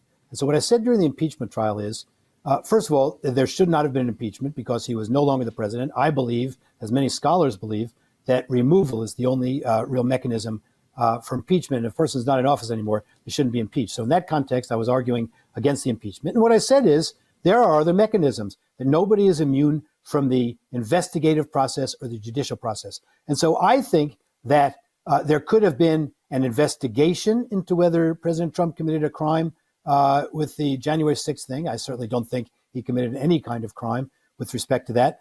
And the judicial process would have worked by dismissing it. I think it could have been dismissed based on immunity, not necessarily from the acquittal, but because of a Nixon versus Fitzgerald thing. I think this was what President Trump did and said on January 6th was part of his official acts, clearly within that zone, not even just the outer parameters. And therefore, he should have been immune from prosecution. The argument that they tried to make earlier, and that doesn't seem to interest the Supreme Court, is that based on the language of the impeachment clause, that a president can only be prosecuted if that person is first convicted in the Senate by impeachment rather than acquitted. The Justice Department took that up in a very lengthy opinion in their Office of Legal Counsel and eventually concluded, for some scholars who are still around, that it does not bar, as a matter of double jeopardy, bar a subsequent prosecution. But they did acknowledge that there are strong arguments on the other side. I happen to think that not just by virtue of the acquittal, but the fact is that because it was an official act, President Trump should be immune. That leads me to another question about the Colorado case. So we saw in Colorado, of course, you had this organization named Crew that sued. And of course, this organization is funded by George Soros. We know that these are political operatives. These are Democrat political operatives who are trying to get President Trump removed from the ballot off of Section 3 of the 14th Amendment with the insurrection clause. However, the Supreme Court ruled in favor of President Trump, saying that he actually can be on the ballot and that he's not going to be removed from the ballot. However, the way that the ruling read made it appear as though Congress does have the authority to bar President Trump from being on the ballot. Some have argued, though, that his acquittal in his second impeachment, which you represented him in before the Senate, would void a congressional action on removing President Trump from the 2024 ballot. What do you think of this argument, especially now, due to failed leadership by people like Mike Johnson and House Republicans? We only have a one-seat majority, and it doesn't really seem like the Republicans are very interested in keeping this majority, since several of them, Kevin McCarthy included, and we just saw recently Mike Gallagher and Ed Buck, just to name a few others, are intentionally submitting their early retirements and resignations from Congress early before completing their full terms. So I would say that we have a strong likelihood of actually getting a Speaker Hakeem Jeffries, who is very much in favor of keeping Donald Trump off the ballot and seeing President Trump go to jail before the 2024 presidential election. What do you think about this? Do you think that if we, it is a possibility. Do you think if we get a Democrat House again, that President Trump is going to be immune from congressional action on removing him from the ballot? I think a lot of things about what you just said. First of all, the Colorado case was as a big abuse of the system as I've seen in a long time. You mentioned before, Soros and so on. There are many people behind these efforts. Norm Eisen, Joyce Vance. There are people who have, and this has been really underreported. These folks have written model prosecution memos before the indictments in the case, urging the Justice Department to indict. Norm Eisen is involved with Crew, and then became a so-called investigator for a congressional committee after writing a treatise with his partner about why President Trump should be impeached, convicted, sentenced, and so on. There are all of these forces driving this. So I don't question for a second that they will try to use Section 3 of the 14th Amendment in Congress afterwards. The case was wrong. It was an abuse. But they weren't the only ones who were wrong. President Trump's lawyers were dead wrong to make an argument that they made in the hearing, in their briefs, and tried to make an oral argument, but it didn't even come up. But in their briefs on the Colorado decision, and that is, they made the argument that, well, the amendment really just prohibits one from holding office, not from being on the ballot. Therefore, he should be on the ballot. I said from the start of this, when I saw that argument and reviewed the cert petition, you're making a huge mistake putting this in. You're virtually inviting them to say, okay, let's let him on the ballot, so that afterwards, after all, it's his lawyers who argued it's only removes you, it prohibits you from holding office, not being on the ballot. So I do worry about it, and I do worry about them making that argument, but I think it's too late. I don't think that after the fact now they can do this, primarily because one of the deficiencies in the Section 3 is that there is no process. Section 5 of the 14th Amendment gives Congress the right to have a process for this. If there is a process in place, then it's the insurrection criminal statute. He wasn't charged with that, and intentionally wasn't charged with it, Section 2383. And Jack Smith certainly had it under consideration because it was in the model prosecution memo. So I don't think they could succeed in that effort. I don't question whether they might well try it. Yeah, and you mentioned Norm Eisen, and I reported extensively on Norm Eisen, who, of course, was one of the executive directors and founders of Crew. And, of course, he is a Democrat operative who has donated to Joe Biden and Kamala Harris and Barack Obama and a lot of other Democrats as well. And that's why I say it seems like this is all being done intentionally, because if you look at the early retirements from Congress, one of the most notable, of course, is Ed Buck from Colorado. So you have to ask yourself, it is interesting, isn't it, how a lot of the pieces at play always seem to relate back to Colorado. They always lead back to Colorado, and it makes you wonder, is this a coordinated effort so that the Democrats can take back control of the House before November of 2024 and try to utilize a congressional action to keep Donald Trump off the ballot? Because everybody's wondering, what are they going to do? Right? We see the images yesterday out of Atlanta. You have all these black people in a Dairy Queen rushing up to Donald Trump, giving him hugs, right? Ordering milkshakes with him. Everybody loves Donald Trump. They can't use the racist card anymore. They can't call him an insurrectionist anymore, even though they're going to try. They can't say that he has a problem with black and Hispanic people and women, because we've seen all the videos, right? He's been able to still rise in the polls despite all of these indictments. So what's next, right? It's either they're going to try congressional action or they're going to try to assassinate him. Yeah, I think, and I've said this to him, I think unfortunately, though, these trials can be a game changer. He's going to have to sit in a courtroom with a Trump hater presiding over it, who loves to hear himself talk and be a big shot, for 6 weeks or more in this New York case, not being able to campaign and having to listen to this judge who's a bully, in my opinion, 6 weeks. That's a very difficult thing that we haven't seen anything like in the past, certainly, obviously. And I don't know how it's going to impact on things now. So I think that's their what's next. That's why this is all part of a campaign. It's not coincidental that all of these cases were brought at one time. It's not coincidental that the Stormy Daniels case was reviewed extensively by the feds, who didn't prosecute, extensively by the Federal Election Commission, who did not follow through with any action finding election interference. It's all political. And as you've already pointed out, you have a prosecutor in Alvin Bragg, you have a Letitia James, literally running on platforms to get Donald Trump, a private citizen at the time, not under investigation. That's outrageous, and there are no consequences to it. Also, too, what do you think about the fact that our justice system, not only are we watching a witch hunt against President Trump, but isn't it a little interesting to observe the background of these judges? Obviously, you're a very well-respected, renowned, high-profile attorney. What I find to be really disturbing is the fact that you have Judge Merchan, Judge Chutkan, and Judge Cannon. All three of these judges are not even from this country. It really does speak volumes about the fact that we have 3 immigrant judges, not even born in the United States of America, who are trying to, and I would say that Judge Cannon, maybe we'll remove Judge Cannon because I think she's been more fair compared to the others. But when you look at just the viciousness of Merchan and Chutkan, I want to remind people that these are foreigners. Judge Chutkan is from Jamaica and Judge Merchan is from Colombia. What do you think about this? These immigrants trying to remove a president from being on the ballot and denying the people of the United States of America their right to have Donald Trump as their president. Yeah, I don't know. I've never really thought about that factor. Look, we've had great judges who have been immigrants also in the past. The argument to me, you deal with a Tlaib and an Omar, people who, came to this country and now want to literally change the face of this country. And are absolute, Jew haters and that sort of thing, having an impact on legislation, so on. That troubles me more. But it is a country of immigrants at the end of the day. We've had some of our greatest jurists and so on have been immigrants. So for me, that's not a factor, but I hear you.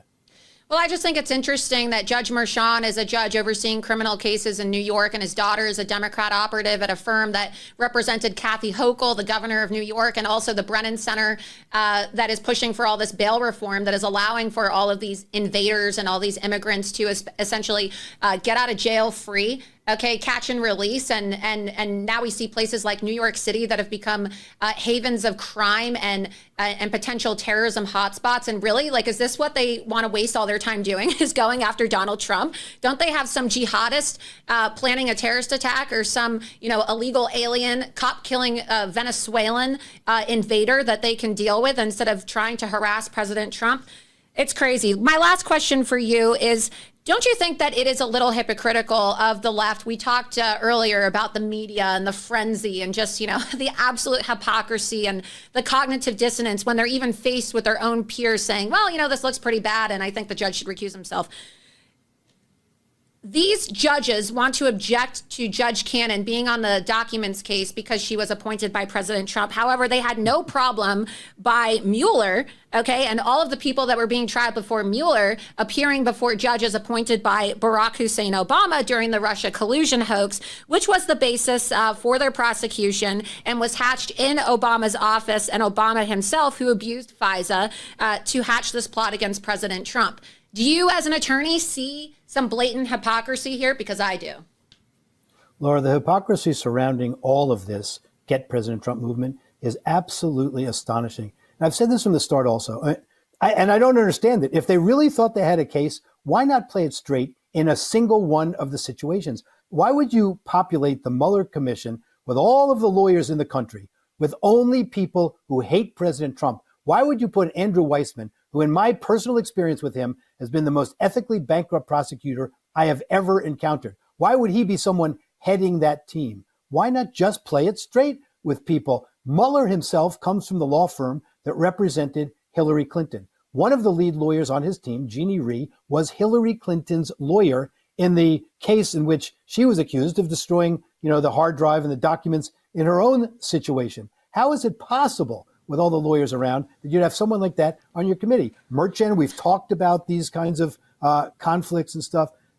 Jack Smith is a person with horrible judgment, as he's proven in case after case. So just play it straight. Call in really honest, legitimate people if you think a crime has been committed, and have them review the situation or sit as judges in the situation, not people who've already voiced their view against President Trump. I'll give you one last example. The January 6th committee. They appointed as the chair of that committee Benny Thompson. Benny Thompson brought a lawsuit against President Trump, saying that President Trump was responsible for all the events of January 6th and that he, Benny Thompson, was personally injured. They then appointed him to be the head of a so-called investigative committee as to what happened on January 6th. All of the members of that committee gave press interviews, Liz Cheney, all of those folks, making their findings public before they even investigated. This is what we've seen. Talk about hypocrisy. History's going to write the record on that, I hope. But you've hit the nail on the head. Hypocrisy, a conflict of interest, absolute banana republic. I'm sure you've probably never seen anything so corrupt in your entire career as an attorney, and you work on some of the most high-profile cases in our country. I mean, you don't just have regular clients. I mean, your clients are used to media spectacles. Lastly, what are we going to see next week? What is your prediction? What do you think is going to happen? How long do you think this trial is going to play out? And what are you expecting to see on Monday, April 15th? I think this Merchan's going to try to establish himself as the big boss right away. He tries to put out this public persona in the courtroom that he's a mild-mannered, easygoing guy. Ultimately, he hates President Trump, from what I've seen. And I have appeared before him personally. And I think he's going to be, try to read the riot act from the start and try to run the jury selection as smoothly as possible. I'm afraid he's going to let some jurors get by who probably shouldn't, but it's going to be a very difficult process picking a jury in this case and getting President Trump a fair trial in New York. We'll see. I don't know how long it's going to play out. He may make some evidentiary rulings against President Trump that also will amount to reversible error. If he doesn't allow witnesses to come in who are going to contradict Michael Cohen, then I think he's going to commit reversible error. Given all of these issues and the prejudices and the bias, as an attorney, I mean, now things are a lot different now in this political age that we're living in.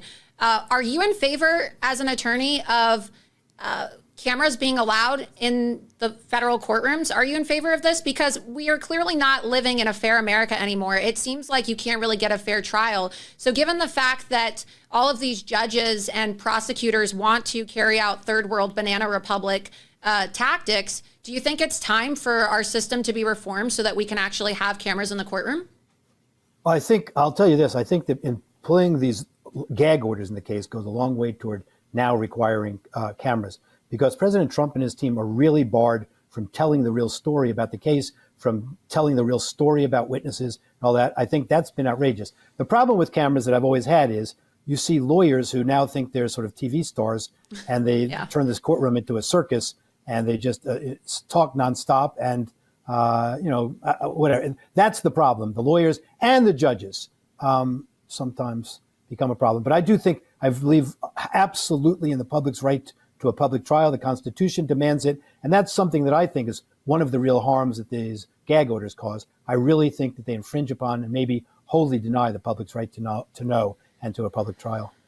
Well, David, thank you so much for your expertise and your brilliant legal insight into President Trump's upcoming trial and his existing trials surrounding his indictments. Where's the best place for people to follow you and read all of your legal analysis? Because I understand that you frequently appear on, different talk shows, and also you have a column as well. That's about. I just appear on some talk shows randomly, and generally save my advice for President Trump if I have any real advice to give, I guess. But I don't know. I'm just sometimes I appear on some of the networks, and otherwise just answer when I'm asked. Well, I'll give you one reassurance. If I ever find myself under criminal investigation or in trouble with the law, I know who I'm calling. I'm calling and I'm hiring David Schoen. David Schoen will be my attorney. Well, you've always been very kind to me. He's the best, and he should be on President Trump's legal team, and I will die on that hill. So, David Schoen, thank you so much for coming on. Great to see you, and hope you have a great weekend. Thank you very much. You too. Thank you. Show.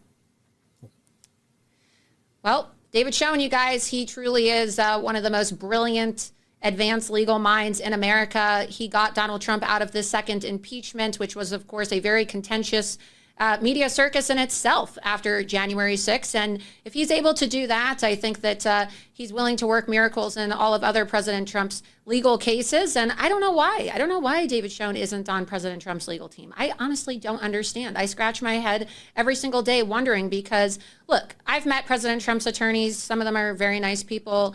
Some of them, and I'm not saying about his current legal team, but some of the previous lawyers weren't always the nicest people. But David Schoen is, a wonderful person. He has the president's best interest in mind. And I would say that in terms of the caliber of lawyer, he's at a much higher caliber. And if you're going to be representing President Trump, you can't just be anybody, right? You can't just be any attorney. And this isn't a dig or any kind of insult at his current legal team. It's just facts are facts. And David Schoen, when you compare him to other lawyers who work for President Trump, is at a much higher caliber. And shouldn't we all be wanting President Trump to get the best, right? The cream of the crop when it comes to legal representation? We should, especially since they're talking about throwing President Trump potentially in jail for the rest of his life. So, look, I think that President Trump should hire and retain David Schoen to be on all of his cases. I don't understand. So I don't understand why he hasn't. We could sit here and we can talk about this all day long. I'm sure David is asking himself the same question. But with that, I will be in New York City on Monday. I will be there for the entire week reporting on President Trump's trial. And I really appreciate David Schoen providing his legal expertise and analysis prior to that trial.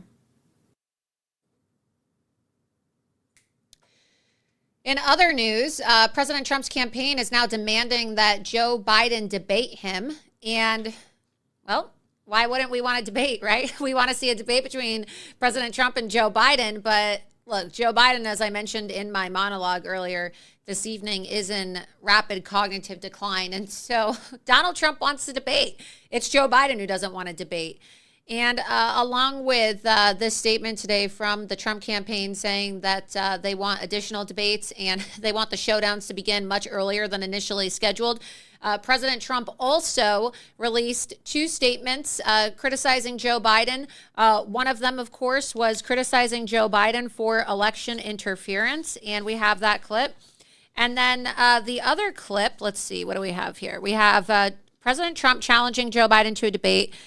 Trump calling out Joe Biden for election interference via lawfare, of course. I mean, it's just like, it's so ridiculous, man. You can't help but laugh at just the absolute third world banana republic that we've turned into because you're either laughing or crying. It's such bullshit. And then we also have another clip that I'm going to play for you all now before I bring on my next guest, Joe Oltmann. We have some breaking news out of Colorado just now. But before we get to Joe Oltmann, let's go ahead and play these clips. The first one of, we're going to play them back to back. Of clip number 8, President Trump calling out Joe Biden's election interference and lawfare, and then clip number 9, Crooked Joe is a threat to democracy. Go ahead and play the clips. At what point are the actions of a sitting president using lawfare and weaponization against his opponent for purposes of election interference considered illegal? I believe, as do various highly respected legal scholars, that Crooked Joe Biden has long since crossed over that very sacred threshold. He is a criminal. He is a horrible president. He's the worst president in the history of our country. And the only way he thinks he can get elected is to take me to trials, take me to courts, city, state, and federal. They control them all. All of these cases that you're reading about are Crooked Joe Biden's case because he can't put two sentences together. He can't do anything. So they weaponize government and they take me to court on bullshit. So we are going to win. We're going to win big. We're going to go through these horrible Biden trials. And at the end of the day, November 5th, everyone's coming out to vote for Trump. Thank you very much.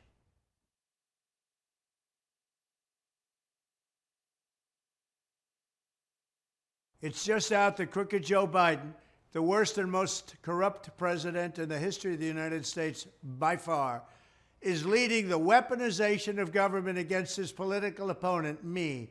Crooked Joe is a threat to democracy. We cannot let him continue in office. All of this weaponization and lawfare that you're watching, all of these lawsuits against me, they're all started by the DOJ, the FBI, all of the people in government, even the state cases and the city cases.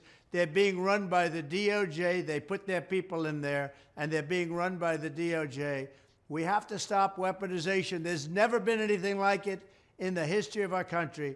It's happened before, but only in third world countries. And we're becoming a third world country between our borders and all of the other things that are so bad, so bad.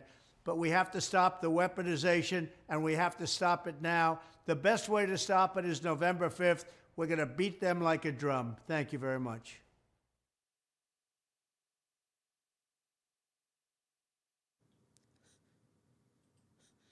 You see, if President Trump was able to debate Joe Biden and talk about all these issues on stage and get Joe Biden to say in front of the American people that he stands by using and weaponizing our Justice Department and our taxpayer money to carry out lawfare against Donald Trump, the Republican nominee now. It's not even the leading candidate. He is the GOP nominee for president. People would be outraged. People already are outraged. But even the most insane Democrats, I think, would have a cog in their head twist, and they'd be like, like they'd malfunction for a second, and they'd spaz out, and they'd say, something isn't right. And you'd have independents also sitting there thinking, this doesn't really seem right. Because it just doesn't sit well. It doesn't leave a good taste in your mouth. It doesn't matter whether you're Republican or Democrat. I've talked to a lot of Democrats. Look at even Michael Avenatti, okay, the biggest Trump hater of all, went from in my face about to fist fight me in California a couple of years ago, to then being like, I don't really feel like this trial should go forward. It's pretty stale at this juncture. And speaking of lawfare, okay, we have today breaking news out of Colorado. Ex-Dominion executives' defamation claims may proceed against Trump campaign and supporters. So more lawfare, okay, more lawfare right now in the middle of the election against President Trump and his supporters for speaking out against the stolen election of 2020. And we're going to have one of the defendants join me now on Loomer Unleashed for an interview. I'd like to welcome Joe Oltmann, the founder and the host of Conservative Daily, to the show right now. Joe, thank you so much for joining me. It must have been a very chaotic day for you today upon the release of this news. What can you tell us about this? How's your day been? It's been okay. I mean, I was on the phone with my attorneys for quite some time today, and we talked a little bit about it. And I asked them the question. I said, hey, at any point, do you feel like I lied about anything? Right. And they said, no, you didn't lie about anything. And just to be clear, I was a tech CEO. I'm a 2-time Ernst & Young Entrepreneur of the Year finalist. I was set to sell my company for $250 million. I didn't step into this because I was just a quote unquote supporter. And I know that people in the lawsuit said that. But I stepped into this because it was the right thing to do. I actually don't care who the president is. Obviously, President Trump is my pick. He's the guy that has brought stability, and he's helped the minority communities better than any other president in the history of this country. But the thing that bothers me the most is that we, even after the mountains of evidence that we have, and we have mountains of evidence of election fraud, we have mountains of evidence in nearly every state. And I'm a system architect expert. Right. Why didn't Dominion Voting Systems sue me? Why didn't they sue me? They didn't sue me. They threatened to sue a lot of people. Eric Yeah, they went after a lot of people. You've clearly done a lot more on this than I have. But I even received a cease and desist from Dominion a couple of years ago. In 2021, I received a letter. They threatened to sue me for defamation as well when I was speaking out. So they're very litigious. They sued a lot of people. As we all saw, Fox News had to settle with them for about $798 million, okay, almost $1 billion. We see that Mike Lindell is also in litigation.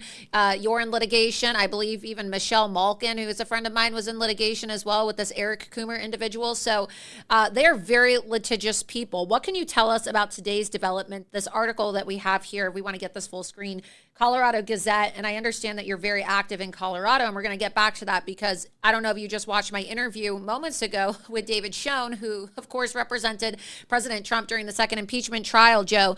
But doesn't it seem like all roads lead to Colorado, whether it's Crew, the case to originally get Donald Trump off the ballot, you have Media Matters, people like David Brock, you have Norm Eisen, Melanie Sloan, all these Democrat political operatives, including Jared Polis, you have Ed Buck retiring early from Congress. I mean, it to me seems like a deliberate play, like an arrangement. I don't know what you think, but I almost feel like there's a conspiracy here where Ed Buck, maybe he made a deal with the Democrats so that, they could get what they wanted. Because what was the ultimate ruling at the Supreme Court in the case to remove Trump from the ballot? They said, no, Donald Trump must be on the ballot in Colorado. But the ruling read so that Congress could potentially pass congressional action if they wanted to keep Donald Trump off the ballot, which is what I discussed tonight with David Schoen. Why do I bring this up? Because Ed is retiring early, just like McCarthy, and you have Mike Gallagher and others as well. Why? Because we now have a 1-seat majority, okay? A 1-seat majority in Congress with the Republican House leadership. And all it's going to take is one more either geriatric member of Congress to have a heart attack or have a stroke or, to get cancer or get a health issue, die in a car accident. I don't know. Slip and fall, hit their head. These people are pretty much dying on their way out of Congress, right? Or another early retirement, and boom, we're going to get Speaker Hakeem Jeffries, and they might actually be able to get congressional action to remove Trump. What do you think about this? I think it's all orchestrated. It's not just the Democrats that we have to worry about. It's the Republicans on our side. It's a uniparty system that they've developed, and they've been stealing elections for decades. We have the movie Let My People Go with David Clements. And in that movie, we spell out very carefully that this is what they've done. This is what Dominion has done. And this is how we've debunked everything they've done in the mainstream media.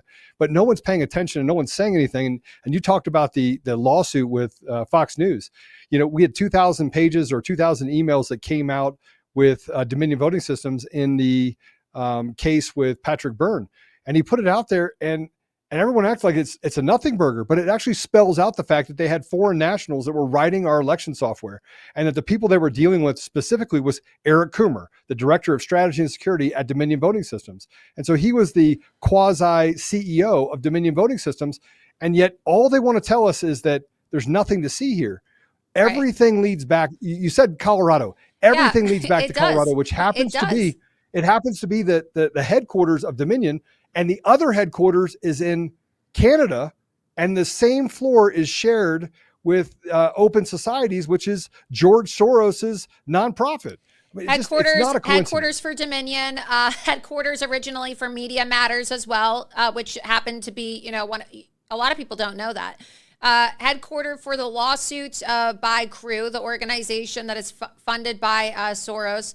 Headquarters for Jenna Griswold, of course, the Secretary of State there, that is trying to lead the way to give illegal aliens the right to vote. She denies this, but I don't think that it was a coincidence that she and her office just happened to send out, 30,000 ballots or ballot request forms to illegal aliens, and they just go, whoopsies, I guess that was an accident, just enough votes to tilt an election in a key state, right? So I don't really feel like this is a coincidence. And as I have exposed on, Loomer Unleashed in the past and previous episodes, and I had Dave Williams, the head of the Colorado GOP, on my show to talk about this as well. as we have been reporting, everything leads back to Colorado. Everything. And there's a reason why they chose to file the original case to remove President Trump from the ballot in 2024 in Colorado. And it's because all of these political operatives, they're friends with each other. Okay, Norm Eisen, Melanie Sloan, Jared Polis, Jenna Griswold, David Brock, Soros, his son, all of these people are tied in together. They all are tied in with Hillary Clinton. They're all tied in with Obama. They're all tied in with Joe Biden. They've donated to Joe Biden. They've donated to Obama. And now they're all uniting to get Trump. Yeah, there's no question that that's what's happening. But what's really even more disturbing than all of that is the NGOs are actually using their tentacles in order to raise money from government organizations, which is taxpayer dollars, in order to funnel it to these other people that are doing this harm. And we haven't even talked about the judiciary and the fact that it's rotted to the core. We saw what Oregon did to President Trump up in New York. He didn't even give an opportunity to present the evidence. We see what they did to Mayor Giuliani down in Georgia, and the fact that he wasn't able to present evidence, nor was he able to depose the two other people in Georgia. Shea and the two from the Georgia deal. I don't remember their names. And now you have this case. You have this case, which, by the way, no one would be talking about Dominion Voting Systems had I not been up elk hunting, had not someone sent me a thing, had I not been on that Antifa call, and had he not said, hey, don't worry about it, Trump's not going to win, I made effing sure of it. And now he's saying he didn't say that. But yet everything that he's also said, which the social posts don't exist, he obviously is a left-wing fanatic, that he's not Antifa, that he didn't, and there's some other things that came out about him, but you have all of this information that came out about Eric Coomer, and I just happened to pick him out of 1,600 employees and say, oh yeah, the Eric Coomer Dominion, he just happens to be an Antifa guy. He just happens to be writing articles and making them published over raping his wife, making her bark like a dog and peeing on her. That guy, the guy that has Satan's tattoo on his arm, that was an ex-heroin addict. That guy, he's legitimate. Who runs into a building, lies about it 4 times. Somewhere along the line, that's the guy that should run 50% of the vote of the American people. And frankly, it just flies in the face of just basic decency that the American people are stupid. I don't think they're stupid, and I'm looking forward to my day in court with Eric Coomer. The article now. We lost audio. There we go. When do you think that's going to be? Because, we we showed the article up on the screen. It said today, Colorado's second highest court agreed a former executive of Denver-based Dominion Voting Systems, may proceed with his defamation lawsuit against Donald Trump's presidential campaign and several prominent supporters who publicly accused him of rigging the 2020 election based on the unproven claims. I love how they say that, right? Unproven claims of a conservative podcaster. And of course, they're talking about you. I'm not a podcaster. I literally am one of the most prominent business guys in Colorado. I don't even know how the podcaster. They're calling you a podcaster to try to they try to delegitimize people, right? So I'm not trying to insult you when I say that, but I'm reading they are referring to you in the article, right? But they don't want people to know that you're a successful businessman, because then people may think, oh, well, why would a successful businessman risk his money and his reputation and his business, right? These are questions they don't want people thinking about. You understand that. Those are not my words. Those are their words. Previously, the article continues, a trial judge found overwhelming evidence of defamation, and the appeals panel similarly believed a jury could find in Coomer's favor. Coomer's claims originated in a November 2020 podcast recorded by Joe Oltmann, who is also a defendant.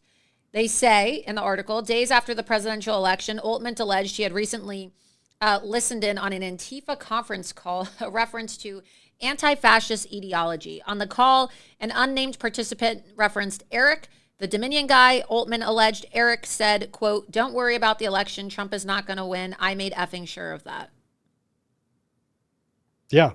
And he was on that call, and I did all the due diligence in order to make sure that that was the right guy. But I wasn't even looking for him, Laura. I wasn't looking for him. I was looking for Antifa journalist, and I found Antifa journalists, and I actually publicized on a deal on October 16th. I stood at a place in front of 600-700 people, and I talked about infiltrating Antifa.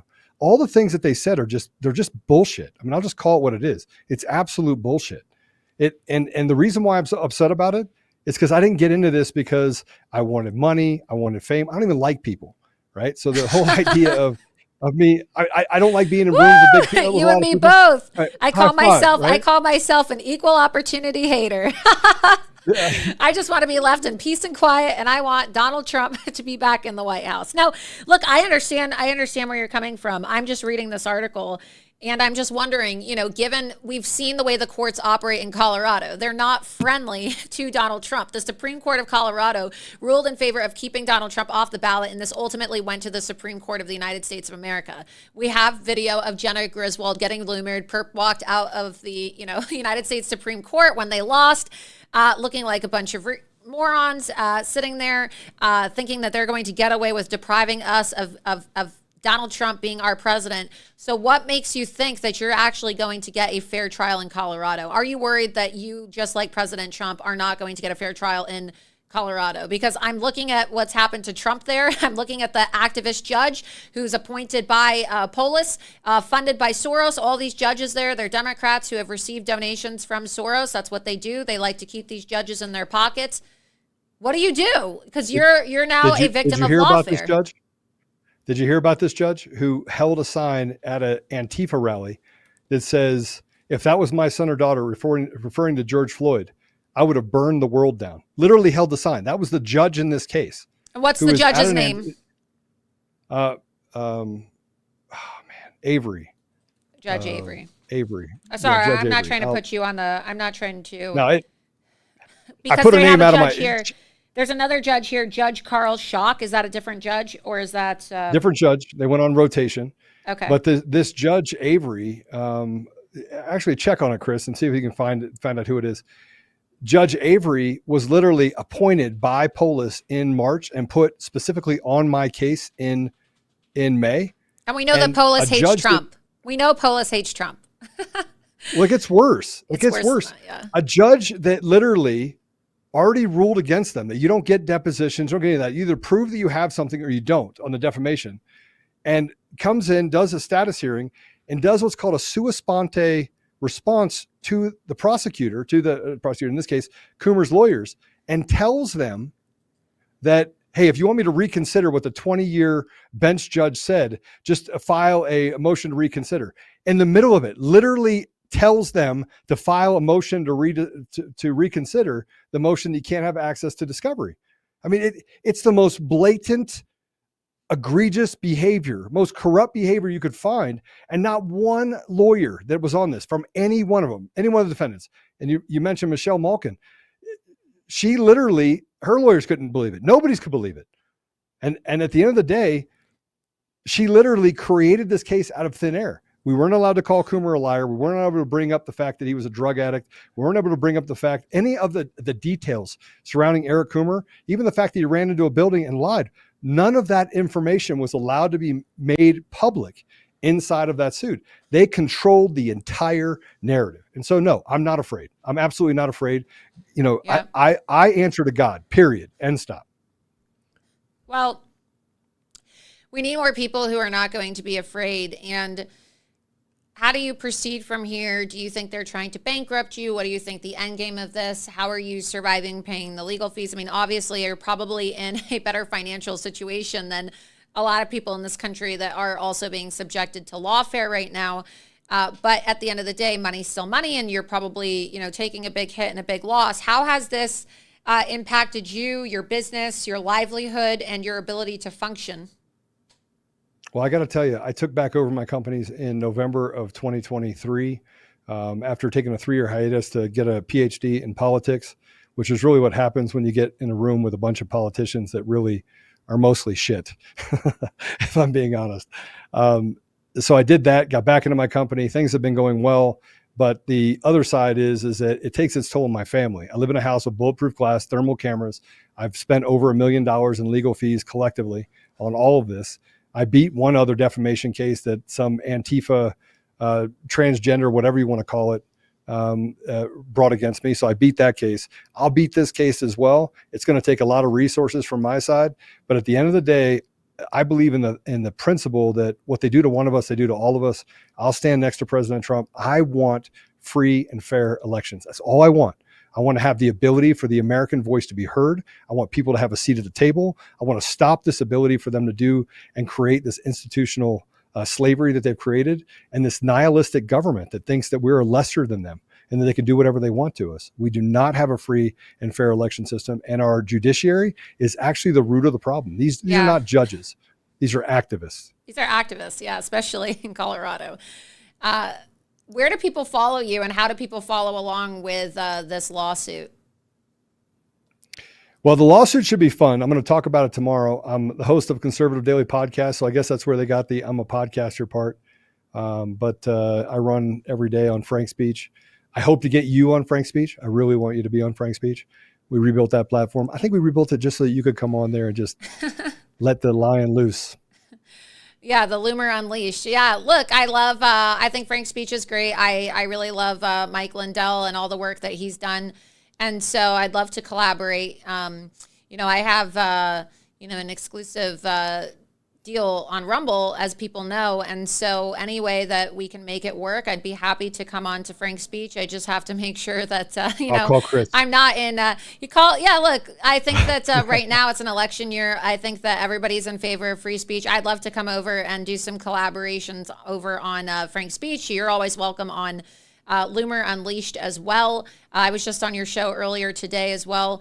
I would love to, we need to all be working together to make our voices heard in this election year. I mean, obviously, your opinions are your opinions, my opinions are my opinions. Everybody has their own opinions. Everybody has their own projects that they're working on, right? I think that everybody is involved in some form of litigation if they're actually making a difference. People know I've been involved in litigation. I have, a judgment against me every single month. I have to pay CARE. I'm not even allowed to speak about CARE. The judge who ordered the raid on Mar-a-Lago is the one who essentially ordered me to, pay this judgment and is overseeing that. So everybody who's making a difference is now facing legal action. They're involved in lawsuits. It drains you of your money.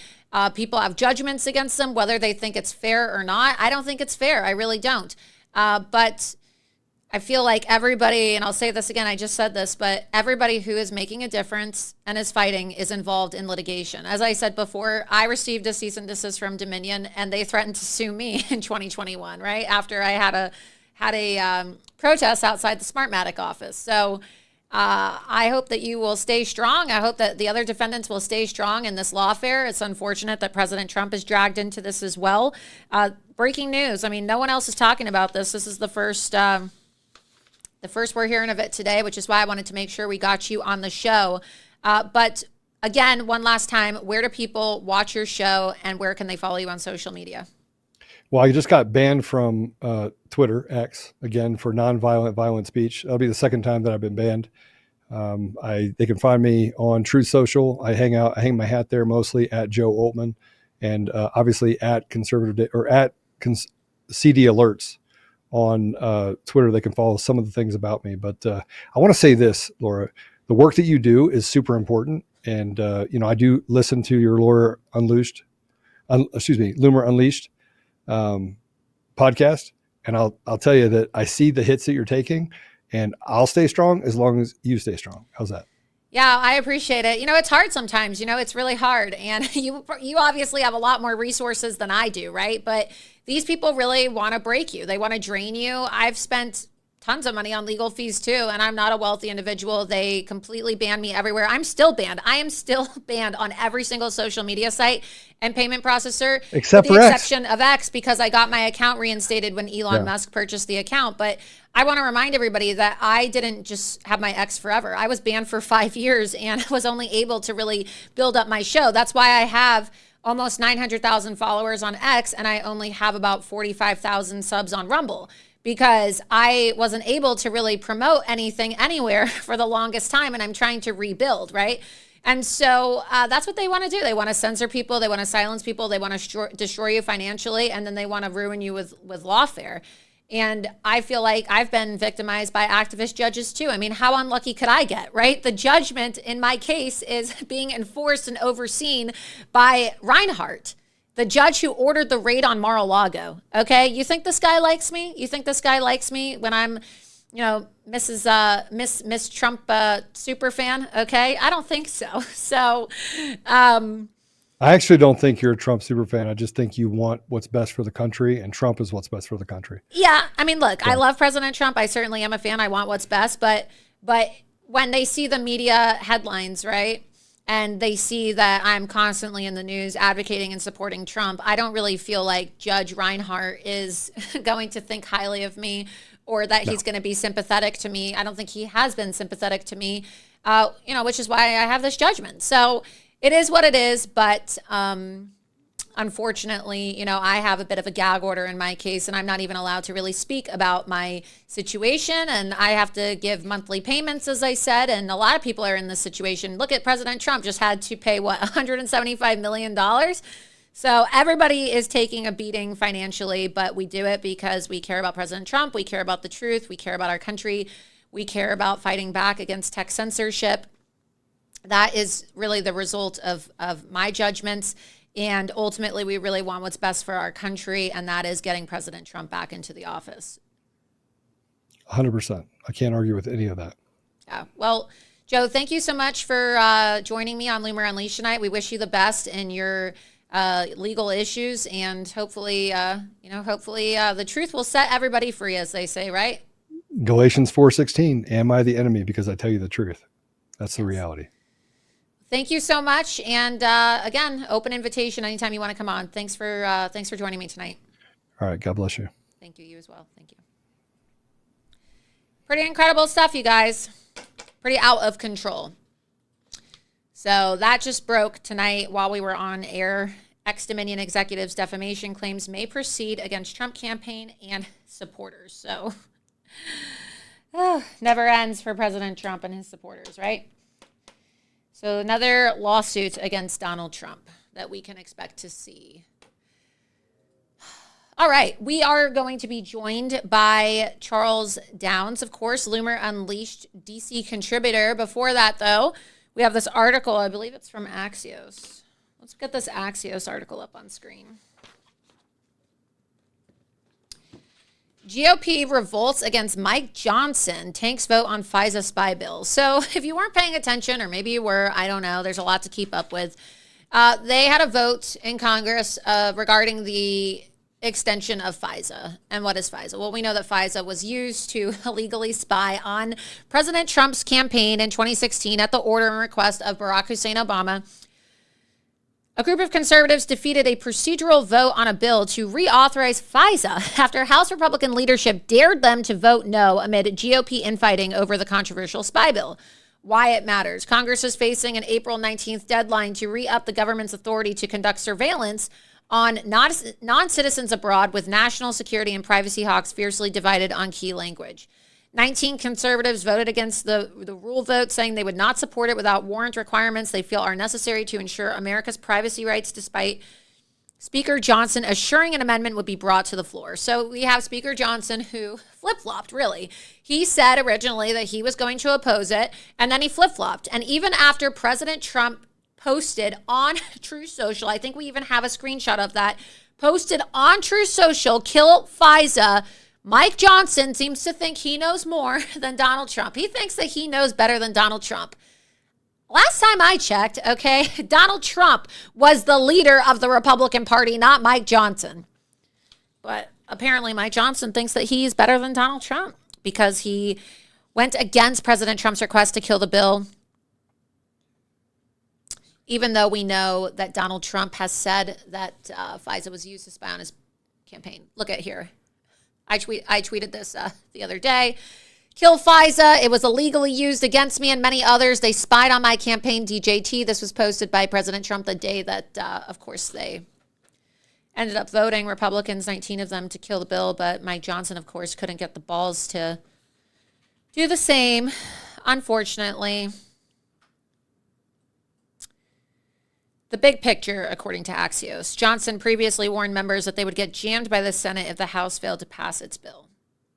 Well, joining me now to discuss this, along with his video confrontations for Loomer Unleashed up on Capitol Hill, including today, FBI Director Christopher Wray, is Charles Downs, our Loomer Unleashed DC contributor. Charles, thank you so much for making time tonight to join me on Loomer Unleashed. How are you?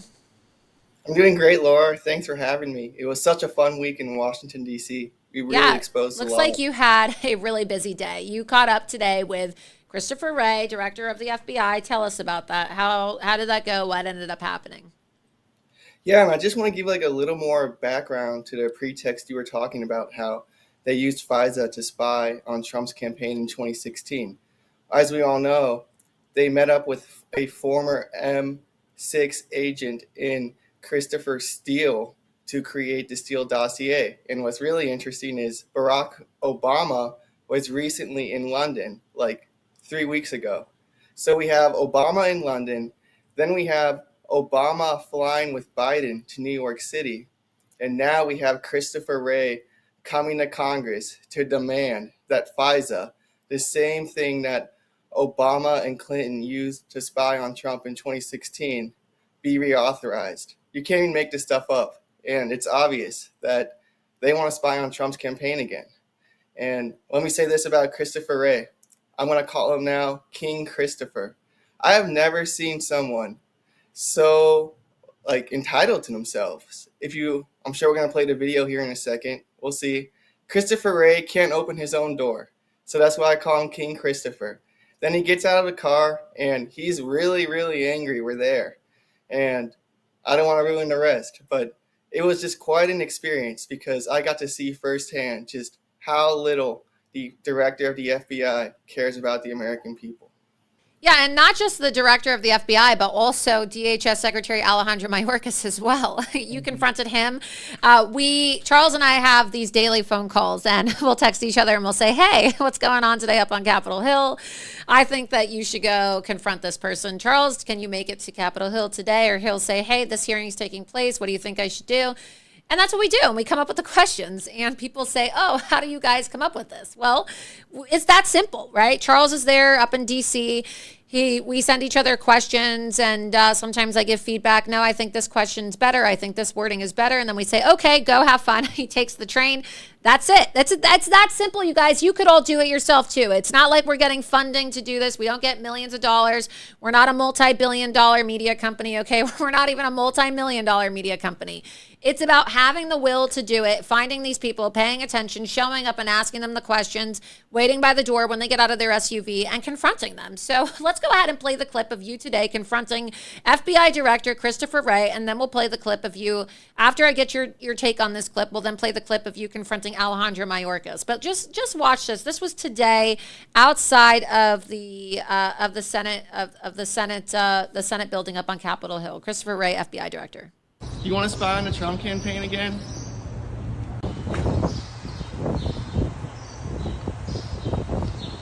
Director Wray, do you want to reauthorize FISA so the FBI can spy on the Trump campaign again? Do you want to spy on the Trump campaign again?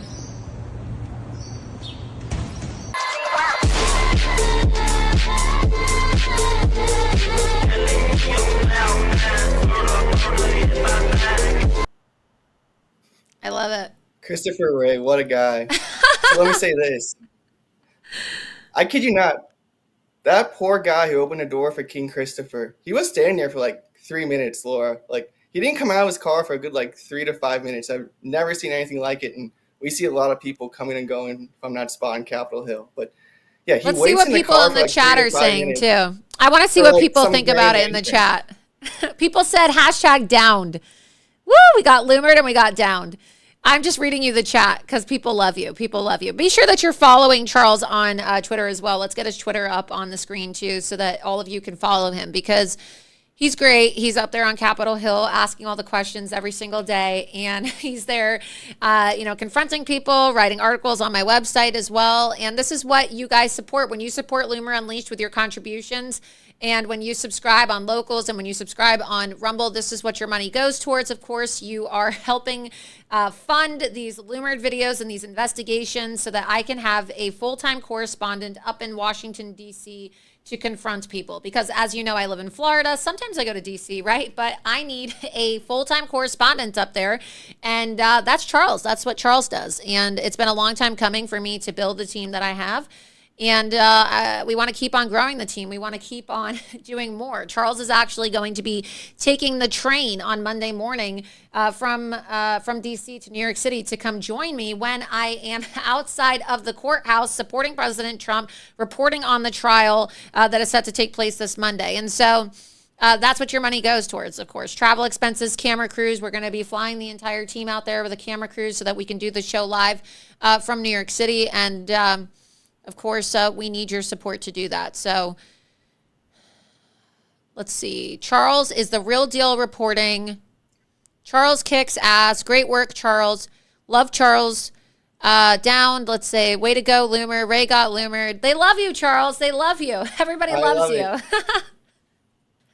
No, that's great to see. And I love all of you guys, too. You guys are fantastic. We wouldn't be anything without y'all watching and sharing the videos. So yeah, thank and it's you all. great. And like I said, you guys, be sure that you share the videos on Rumble as well. But you also caught up with Alejandro Mayorkas. And yes, let's go ahead and play that clip as well. We have that clip, DHS Secretary Alejandro Mayorkas, who also had to go. These hearings, in case people are wondering why was Christopher Wray and why were Mayorkas there, they had to make the case to Congress as to why they should receive more funding for their agencies. So you had Mayorkas there for DHS, right? This open borders piece of shit advocating for why, he's not securing our border, but hey, give him more money so that he can fund groups like HIAS, like I exposed down in the Darien Gap in Panama that are importing invaders into our country. And oh yeah, of course, the FBI, they need more money too because they need a $300 million facility. They need to continue their witch hunts against President Trump. They need to continue their raids on grandmothers, okay? They need to kick down the doors of 75-year-old women and 22-year-old e-girls who just want to bake cakes and post photos of their selfies all day, okay? Those are the real domestic terrorists in America. Don't worry about the Iranian proxies that are probably going to be getting on a damn boat from this new port in Gaza that is being built by $180 million of your taxpayer money from the Joe Biden administration that hates Jews and hates Christians and loves Muslim terrorists, okay? Forget about that. We got to go after grandmothers and J6ers, and we got to go after Donald Trump. Don't forget about that, okay? Orange man bad. Every single Trump supporter is evil, according to the FBI. That's what your money needs to be spent on. Right, Charles? Oh, Because we have nothing better to worry about. Maybe when you go to New York City, you'll get blown up on the subway with me. Maybe we shouldn't even take a subway. You know, I've been thinking about. I'm not this, going in those tunnels. You can't Maybe. get me to go in those tunnels. I know, right? My staff were like, I have a staff, and some of these guys are young who work with me. And one of the guys goes, "Well, Cannon, I'm just gonna say, shout out to Cannon's mother, right? Don't worry, Cannon's mom. I'm not dragging your son to the subway, okay?" He goes, "Oh, my mom said be careful on the subway," and I said, "You better tell your mom I'm not crazy. You think I'm gonna go bring my staff? You think I want to be responsible for that kind of hazard pay or employee compensation when somebody gets stabbed by some junkie on the subway or pushed into the subway tracks or blown up by some jihadi Muslim? Absolutely not." I told my staff firsthand, I said, we're going to be taking cabs everywhere. There's no way in hell I'm getting on that subway. No way. So since you're more like Trump supporters, it's our fault too, by the way. So they do the crime, but it's our fault. But now going off what you were saying, Christopher Wray, like just to, I guess, be in his mind, it was just remarkable to see. That guy strolled up to Rayburn to walk in and demand for literally billions of dollars of your money. And he was annoyed that a reporter was asking him a question on Capitol Hill, a question that has to deal with the 2024 election and a very, very serious, very true spying allegation. It's just remarkable that the deep state literally thinks that they run Washington, D.C., and they run America, and they can just do whatever they want. And we, the people, are their serfs. And how dare we question them? How dare? How dare we? Let's go ahead and play this clip of you confronting Alejandro Mayorkas. And then also, too, after this clip, we will talk about another clip. You caught up with Elizabeth Warren, who literally ran away from you. And then we also have the clip of you confronting, it was the mayor of, who else did you confront today? Because we haven't even released all the clips. The governor of Maryland? The governor of Maryland, Barack Obama 2.0. He showed up to Capitol Hill just before our esteemed FBI director. It was quite an afternoon. So we got some footage of you asking him about DEI and the bridge. What is the bridge that the DEI hire press secretary Karine Jean-Pierre says she can't even get the name of it? What is it? It's called the Francis Scott Key. But what did she call it? What did she call it? I don't know. She's such an embarrassment. I don't even know. But just know she didn't even get the name right. The press secretary can't even remember the bridge name named after the dude who wrote the national anthem. I know how. That's all you need to know about the Biden administration. I know our black lesbian immigrantation female press secretary doesn't even know the name of the person who wrote the national anthem, right? It's like, oh, what's the name again? What's the name again? You got to play that clip. We got to play that clip. Do we have that clip? We have to find that clip. Because people just have to see what a retard this woman is. It's just out of control. But this is what DEI gets you, right? Didn't earn it. Didn't earn it. You certainly didn't earn it, okay? We do not deserve this in our country. So while we're downloading this clip, though, let's go ahead. Do we have it? We have it right now? Okay, just go ahead and play it right now. This is Karine Jean-Pierre, not even knowing the name of the guy who the bridge was named after, the bridge that, of course, was hit by that Chinese boat. Just another coincidence, right? Just another coincidence that a Chinese tanker just happened to destroy a bridge that is now going to cost our country billions of dollars and impact our economy. Go ahead and play this. The DEI hire tragically lost their lives when the Francis Scott King Bridge collapsed last week. 6 individuals tragically lost their lives when the Francis Scott King Bridge collapsed last week. 6 individuals.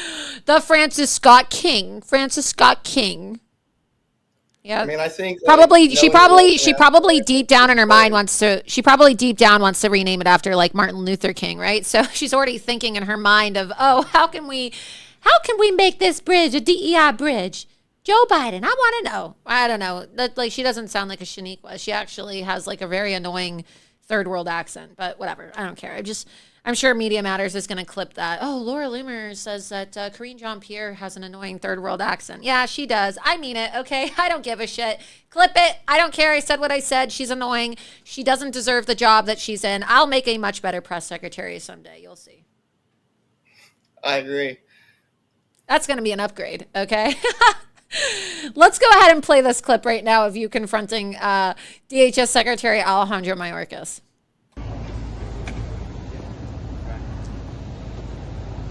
Secretary Mayorkas, will you apologize to all the families suffering from Joe Biden's illegal immigration crime wave? Will you apologize, Mr. Secretary, to all the crime happening in the United States?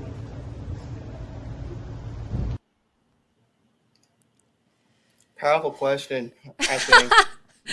And he just walks there with his head, oh, I gotta put my head down, right? Doesn't even want to answer anything. I think it's so funny.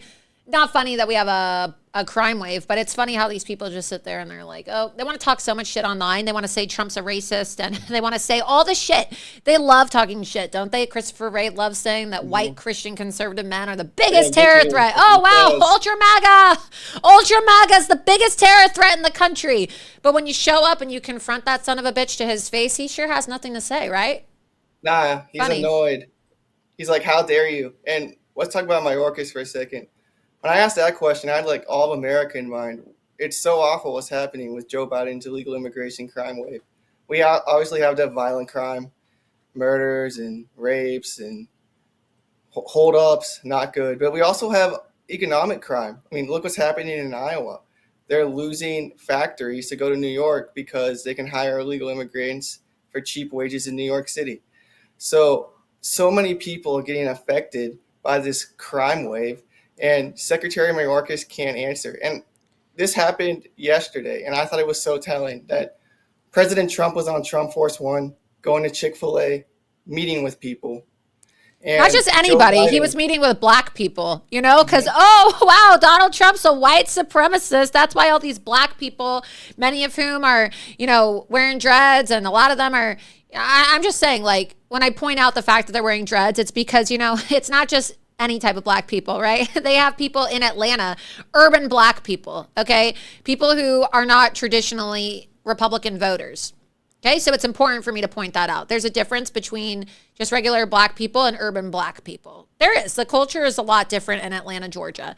And for people that want to say, oh, well, that's a bit of a controversial thing to say. No, go to Atlanta yourself and see what I'm talking about. I was there in Atlanta. I organized the rally for President Trump in front of the Fulton County Jail the day that he was arrested. And there's a difference between the blacks in Atlanta and the blacks everywhere else in this country. There is. Wouldn't you agree? No, I do agree. And I lived in Philadelphia too. And I know what you're saying. It's like a different cultural aspect. Philadelphia is like that. And they love Trump. They love him. We actually have a clip. Like that too. West Philly. We have a clip. Let's play it. The clip of Chick-fil-A with the milkshakes and the black people.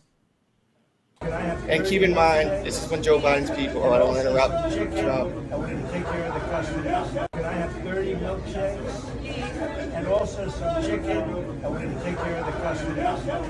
Is business good? You making a lot of money? Everyone, you're getting rich, right? Thanks a lot. Thanks very much. Look at the way you hold. You like each other, right? I don't care what the media tells you, Mr. Trump. We support you. We support you, Mike. Okay, 4 p.m. We do 4 p.m. Come here, let me give you a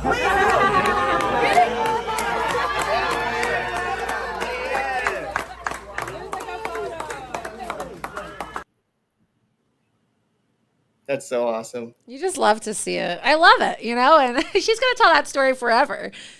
And they love to say he's a racist. Yeah, you think some racist man is going to be grabbing a black girl with dreads and hugging her and saying, oh, give me a hug. I am so sick of people saying that President Trump's a racist, that he doesn't like black people, that he has a problem with women. Oh, yeah, he has a problem with women? Is that why every single black woman behind the counter at Chick-fil-A was staring at him like he was a king? I mean, looking up at him like this. Do you see the look on their faces? Do they look unhappy to see President Trump to you? I mean, look what illegal immigration does. It really hurts inner city black communities. And those people at Chick-fil-A, illegal immigration really hurts their career because it literally destroys their wages. And again, look at the comparison. Donald Trump's going around the country, meeting with people, talking about closing the borders. Wow, Joe Biden mumbles some words with the Japanese prime minister, makes a total embarrassment of himself, and makes China laugh, and then goes back to the basement, and then his people go to Capitol Hill and refuse to apologize for the horrific issues they've created. Joe Biden and Secretary Mayorkas have killed Main Street. And the comparison between Biden and Trump, in my opinion, can't be any more clear. And I thought it was really, really well highlighted yesterday. Absolutely. And, there were a lot of articles about it. I believe we have the headline too on Breitbart. We have the what was it that Joe Biden said? You ain't black. You ain't black if you don't vote for me, right? You ain't black. You ain't black. And then Hillary Clinton said, I've got my hot sauce. I've got my hot sauce, right? You think you're going to eat some hot sauce with Chick-fil-A milkshake? It sounds disgusting. She's disgusting. I got my hot sauce. You ain't black. Yeah. Oh, she was here yesterday too. Hillary was. I know. She showed up to a state dinner wearing a tablecloth. Did we see that dress she was wearing? We have that tweet. You have the tweet that I posted. Look at this outfit. I mean, look, I'm no fashionista, right? You see me. I'm pretty cash. I'm a pretty cash chick. Okay. I'm not really, a super high fashion. I try to accessorize, whatever, but I'm not a prima donna. But honestly, it's almost like Hillary Clinton was invited to dinner at the White House, and it's like, damn, girl, you're supposed to go to dinner to eat, not go to dinner to steal the tablecloth off the table and wear it. What's interesting, too, is like all this FISA stuff. Remember, Hillary and Obama spied on Trump using FISA the first time. Obama's hovering around England with the same people. Then Obama's hovering around Air Force One. And, oh, wow, Hillary comes to town, too? No way, that's not a coincidence. Oh, and Christopher Wray comes to Congress the next day to demand money for FISA. Here's the clip of Hillary at the White House. Let's go ahead and play this clip so you can see some high tablecloth fashion. Here's Hillary Clinton pretending like she loves her husband. Okay, play the clip.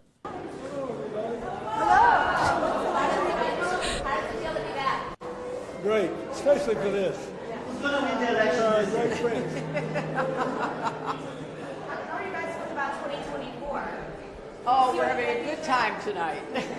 Who's going to win the election? Thank you. Mr. President, who's going to win the election? How do you feel? Thank you all. Well, you know who I think's going to win. Thank you, sir. Listen, who's your dress by? What did they say?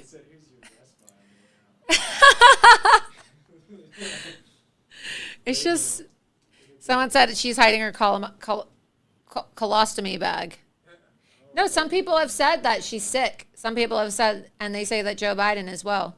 I don't know. Maybe. I mean, look, I don't wish ill health on anybody, but they did say that Joe Biden had one. You see the photos of Joe Biden with the pouch? Yeah, those are pretty legit looking too. No, it wasn't even Photoshopped. So again, I don't know. I mean, you can still carry out a life and function fine with a bag, but look, they can't be lying and saying that he's in good health if he's not in good health, right? I just think that they need to be disclosing this stuff, because if that was Donald Trump, they'd be all over Donald Trump. So, I mean, we asked Joe Biden's brother and his Secretary of Defense and his son about his mental competency, and none of them wanted to say he was mentally competent to be president. And the silence on that question, I think, speaks very, very loudly. Like, think about it. Joe Biden's like one of his most appointed cabinet positions, the Secretary of Defense. Can't turn around in the halls of Congress and say, nah, my boss is mentally competent. Stop that. Joe Biden's own brother can't do the same thing. Neither can his own son. Something very, very, very bad is going on with Joe Biden's health. And you're right. The American people deserve to know. Yeah, speaking of FISA, and you were talking about them colluding, of course, you know, it's no coincidence that as they are talking about renewing FISA, of course, you have Hillary Clinton at the White House with Joe Biden, and we all know that Barack Hussein Obama is really in control. This is his third term. Let's go ahead and play the everlasting clip that has come back to bite Democrats in the ass. This clip has aged like a fine wine. It will be a classic forever. The clip of President Trump speaking to Leslie Stahl on 60 Minutes saying they spied on my campaign, and then her saying, oh no, there's no evidence of that. Yeah, actually, there's a lot of evidence, and that is why Donald Trump wants to kill FISA. Go ahead and play the clip. No, we can't report things that are not true.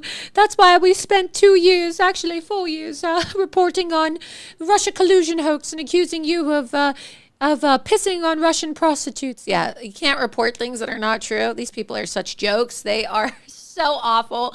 The bane of our society. What a joke that the media doesn't report things that they can't verify that are not true. That's all they ever do. That's all they ever do. And it's 100% true that they weaponized FISA to spy on Donald Trump's campaign. And that's what they, ooh, I get so passionate. I just hit myself in the face with a microphone.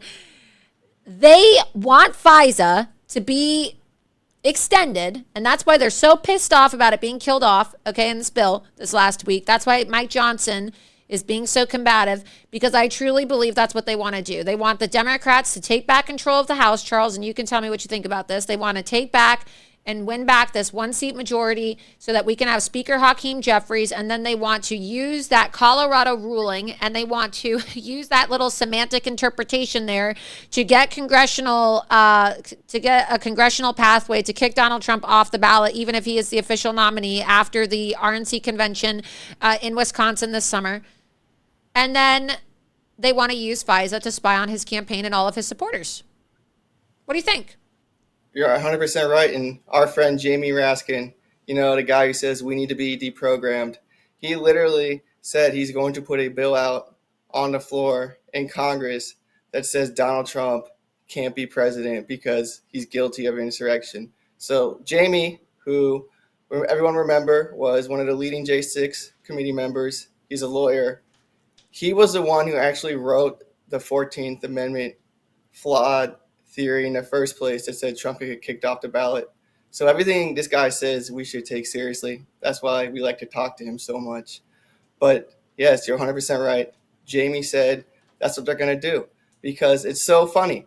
The left is going to, quote unquote, protect democracy from MAGA by literally destroying democracy. Like, you can't make this stuff up. It's such a hypocritical clown show. And Christopher Wray literally believes it too. Did you see? I mean, obviously you saw, I'm talking to I guess the audience here. Y'all should have seen. Christopher Wray during his hearing today said, there'll be great danger if I can't get FISA reauthorized. We have that clip. Let's go ahead and play the clip. Let's go ahead and play the clip. This is from the hearing today, after you confronted him when he walked into the hearing room today about FISA. Let's take a listen.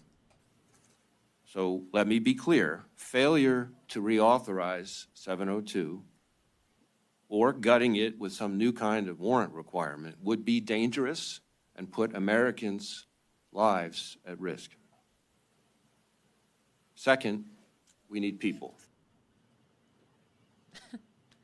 Dangerous because why? You're going to spy. You want to spy on Trump, and if you don't get it, you're not going to be able to spy on Trump, and you're not going to be able to come up with another hoax to steal the election. Is that why?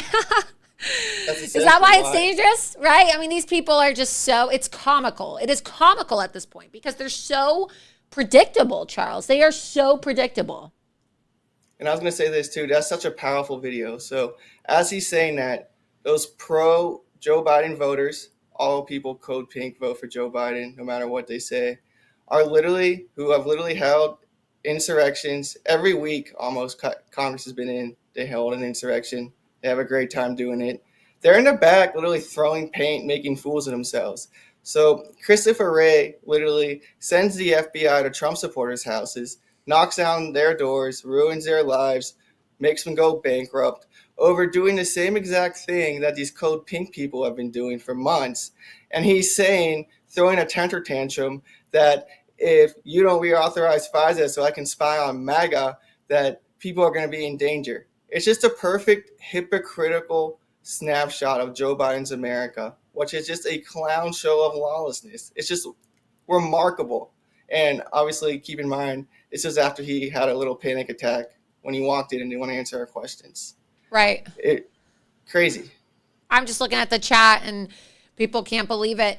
Again, you also confronted the governor of Maryland today. As we know, the Francis Scott Key Bridge collapsed after that very tragic incident with the Chinese boat slamming right into it. Of course, no one wants to talk about that.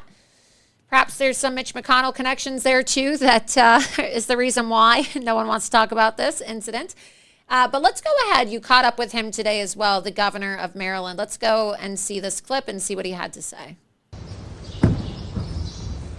Governor, do you have any comment on a bridge collapse? We continue to pray for the victims and their families. What do you think about DEI? Do you think that played a factor in it? I know you've been criticizing that a lot.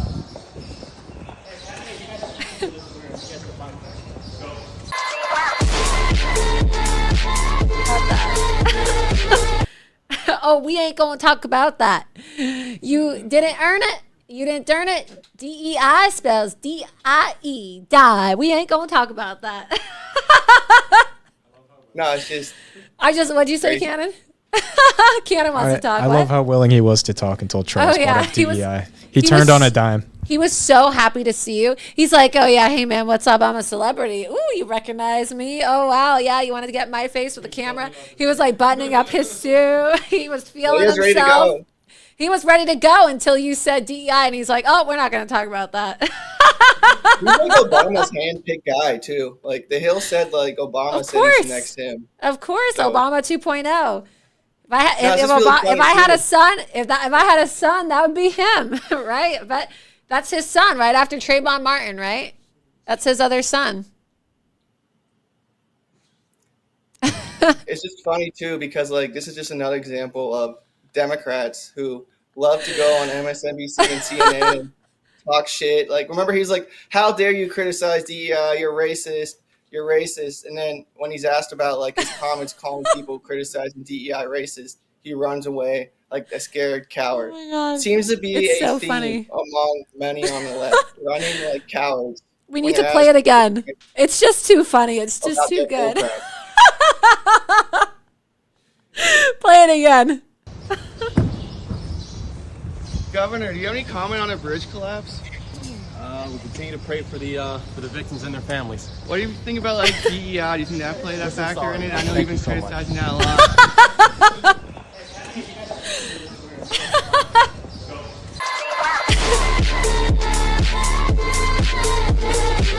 It was so like funny. you can't call 77 plus million people racist who don't like DEI, and then when you're asked about it at the United States Congress, a billion owned by the American people, 77 million people pay Yeah, taxes and we on proved this. it. We had an exclusive report. We proved it in your exclusive report on Loomered.com about how DEI played a role. People can go to Loomered.com and they can read this. We actually examined the standards for the boat company that owns the vessel that slammed into the bridge, causing it to collapse, okay? And they hire based off of DEI standards. So we broke that story on Loomered.com. And people went crazy and they were like, oh, crazy Republicans and Laura Loomer and her staff are trying to spread this conspiracy theory that DEI played a role in it. No, DEI is D-I-E, die, okay? Because if you didn't earn it, you're going to die. That's the policy, right? So do we have this article? You have it? You're going to pull this up? All right, we got the article. Here we go. Yes, and Mayor Pete encourages this too. Under Mayor Pete, the transportation department, this is in the article. Yeah. Literally said DEI is now our main focus. Nothing else. That's all we focus on. And Mayor Pete, instead of spending time picking up East Palestine, Ohio, and other places, he was creating DEI departments within the Department of Transportation to basically Let's just call them die departments. Let's call them die. Yes, I agree. Because you die. When you Or get in on the words of all the Dindus, right? We'll just call it DI. DI, okay? DI. I prefer DIE. Die, because that's what's going to happen. You're going to die. Let's get that article up on the screen. Joe Biden, Mayor Pete's Department of Transportation embraces DEI as transportation companies involved in East Palestine and Key Bridge disasters place emphasis on race-based hiring. This is an amazing article written by Charles. He breaks down, you can see here, the centering equity at the U.S. Department of Transportation. You can see how our own Department of Transportation, headed up by Buttigieg, or Buttigieg as I like to call him, okay? This is not acceptable. This is why we're having all these disasters with Boeing flights. I am scared. I really hope that we're not on a Boeing flight on Saturday. We were joking in the office. We're like, oh my God, we got to fly on Saturday to New York. I just hope we don't get on a Boeing plane. I don't want to be on a Boeing. My God, I hope I don't have a female pilot. I hope I'm not on a Boeing. I don't want to die on a plane. At least for me, I'm on an Amtrak. They can't mess that one up. That's like Joe Biden's only talking point is, he loves the Amtrak. So if they mess up Joe Biden's favorite route, they really have no hope going into November. So I actually feel pretty safe, but I feel sorry for y'all having to go to Mayor Pete's airports. No, it's really awful. We also have a clip of Elizabeth Warren, Pocahontas, running away.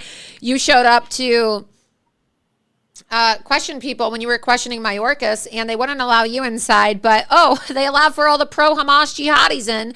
So the pro-Hamas jihadis were allowed to go inside, and Code Pink was allowed inside, but Loomer Unleashed was actually kept out of the Senate hearing room by Capitol Police. But all of the pro-Hamas, Code Pink, radical communist supporters were allowed inside. And then when we were there and we were about to ask Senator Warren a question, she booked it. I never knew Pocahontas could run so fast. What is that song? What is that song? The Wind? Yeah. What's that song? Yeah, play it. I don't even know. I want to sing it. What is it? But what's the name of it? I can't remember. Is it The Rhythm of the Wind? What is it? Someone in the chat tell me. Let's see what it is. Let's play the music. Can we play that while we watch this video of her running away? Congressional Democrats do not want to talk to us. They're so scared. Honestly, this happens all the time now, where Loomer Unleashed is literally blocked by Capitol Police. I don't understand why they're so scared. We're just asking questions. Go ahead and play the music. I guess it must be so. But still, I should see if the savage one is me. Can you hear the song? Play it. Let's play the... Mute it. Let's play the song. The colors of the wind. I don't ever slow up, no I don't take shit. I got no love for the fakeness. If you wanna play tough and wanna hate this, I'll always show up. I don't ever slow up, no I don't take shit. I got no love for the fakeness. If you wanna play tough and wanna hate this, I'll always show up and make a statement. I don't ever slow up, no I don't take shit. I got no love for the fakeness. If you wanna play tough and wanna hate this, I'll always show up and make a statement. Everything I do so instinctive and so passionate. Every word I move so descriptive like an adjective. I got a vendetta against people who patented being negative when you should be getting after it. I got facts over tracks, this and that. Spitting slow, spitting fast. I could roast, I could gas. Think I'm okay at last, but I don't know if that can erase all the past. And the pettiness, a reflection of the emptiness. Hilarious, you think you're worth my time, you're delirious. Mysterious, because you hide behind a fake exterior. Inferior, you know I'll always be a bit superior. Get off of me, this ain't no humble brag. I want you to hear words, you can say them back. I want you to feel free from the chains at last, and to believe in what you got, it was built to last, yeah. Now that I've been put through hell, I never got anyone's help. I had to do it all myself. I don't ever slow up, no I don't take shit. I got no love for the fakeness. If you wanna play tough and wanna hate this, I'll always show up and make a statement. I don't ever slow up, no I don't take shit. I got...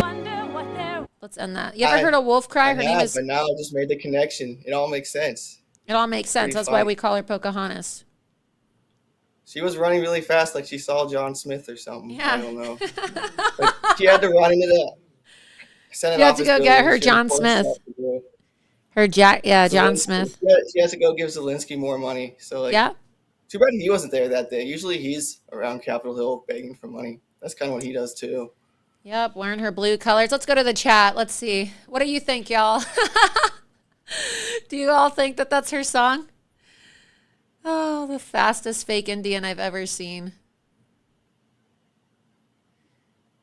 That song sucked. Yeah, I know. It does, right? It's so funny. Scroll up. Yeah, have you ever gone back and listened to these lyrics too? Like, the land you think you own. We really were brainwashed as children. We were so brainwashed with Disney. Like, if you ever go back as an adult and you listen to the lyrics of these songs, you're like, holy shit, they really were trying to program me into thinking white people were evil. Go back and listen to the lyrics of that song. It's crazy. Scroll up some more.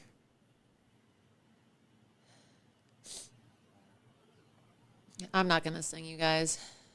Oh, that song. Just around the river bend. Yep, that's right.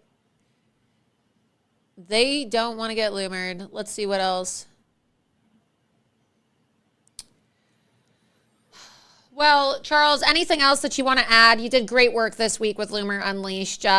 Before we close out, you confronted Christopher Wray. You got Elizabeth Warren to run faster than any Indian I've ever seen in my life. You confronted Mayorkas. You're on a roll. You are on a roll. You are absolutely killing it. Oh, thank you, Laura. I appreciate it. And yeah, I can't wait to go to New York on Monday and see some friends like Miss James and that fantastic, esteemed judge. Another DEI Lauren, who Shaniqua. knows who's Yep. going to be there? You're going Yeah, to go see some more DEI Shaniquas. Yep. yep. It was going to be fantastic. Alvin Bragg. Yep. It's going to be fantastic. Another DEI hire. Stormy Daniels. Okay. Porn stars, DEI hires. Wow. Oh, yeah, she falls in You know, that category, lions, too. it used to be, what is it? Oh, lions, tigers, and bears. Oh, my.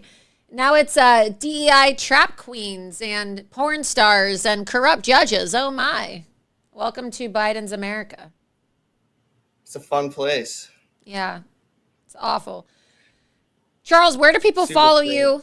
Obviously, they can go to loomered.com where they can read our reports. They can follow me on X to see all the videos. And then what is your Twitter and where do people follow you on social media and how do people support you? You are paid.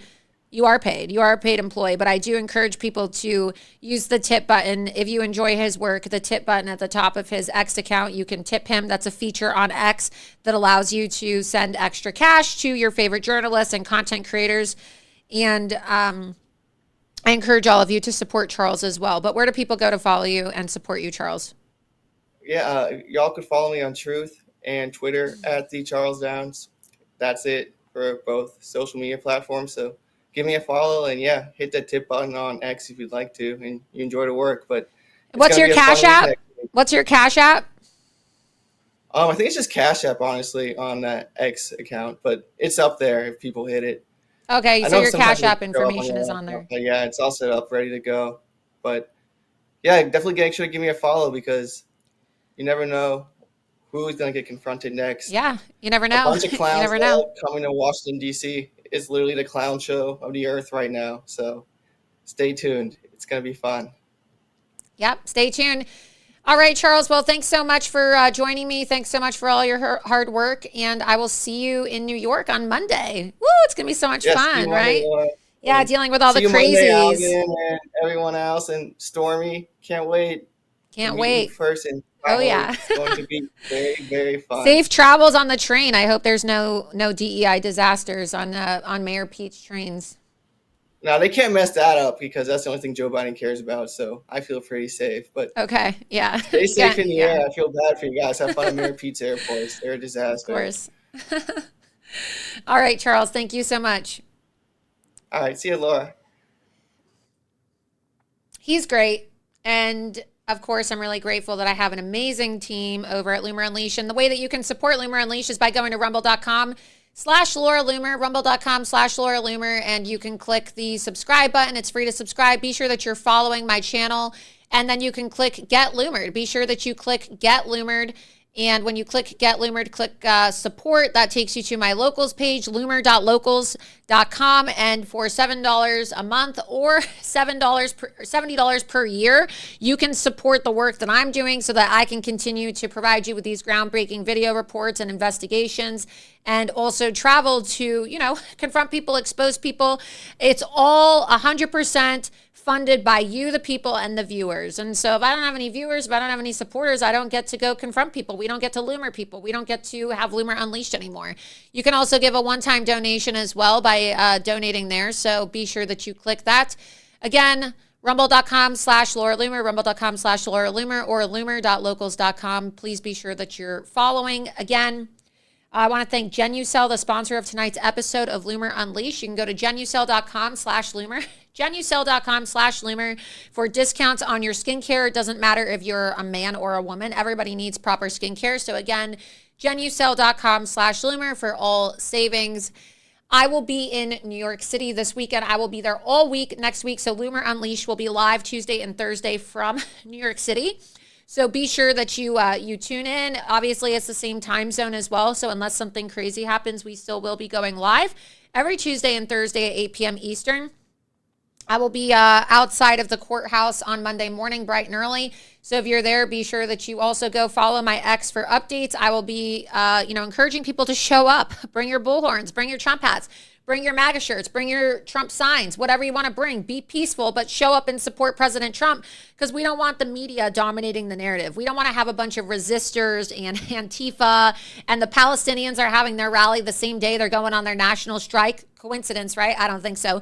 On April 15th, the same day of the trial. So maybe we're going to get some of these Palestinian jihadi freaks that show up as well, trying to take away from Trump's trial. So if you're there, please show up early. I'm going to get there early, probably like 8 o'clock. I don't know, probably earlier than that. I just want to be there.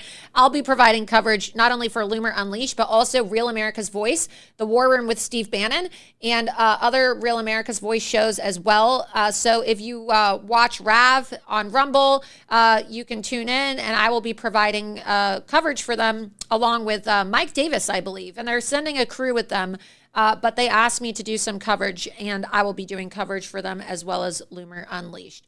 So be sure that you're following me on X, True Social, Gab, and Getter at Laura Loomer. Again, rumble.com/Laura Loomer.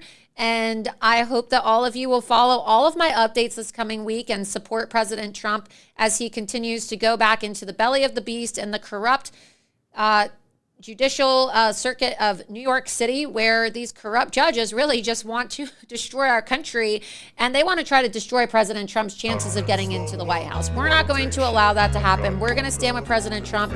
We're going to support him, and I hope to see all of you there. With that, I hope you all have a wonderful weekend. Thank you so much for tuning in to Loomer Unleashed. I'm your host, Laura Loomer. Have a great There is a young female journalist, conservative journalist by the name of Laura Loomer.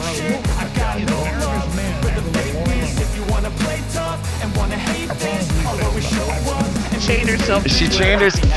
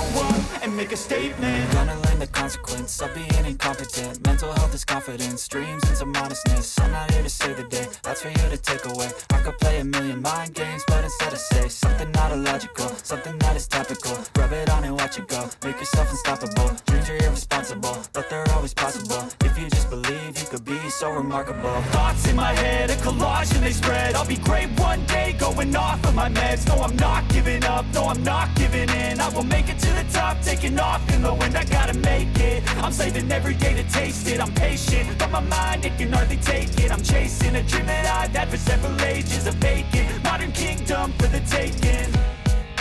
Now that I've been put through hell, I never got anyone's help. I had to do it all myself. I don't ever slow up, no I don't take shit. I got no love for the fakeness. If you wanna play tough and wanna hate this, I'll always show up and make a statement. I don't ever slow up, no I don't take shit. I got no love for the fakeness. If you wanna play tough and wanna hate this, I'll always show up and make a statement. I don't ever slow up, no I don't take shit. I got no love for the fakeness. If you wanna play tough and wanna hate this, I'll always show up.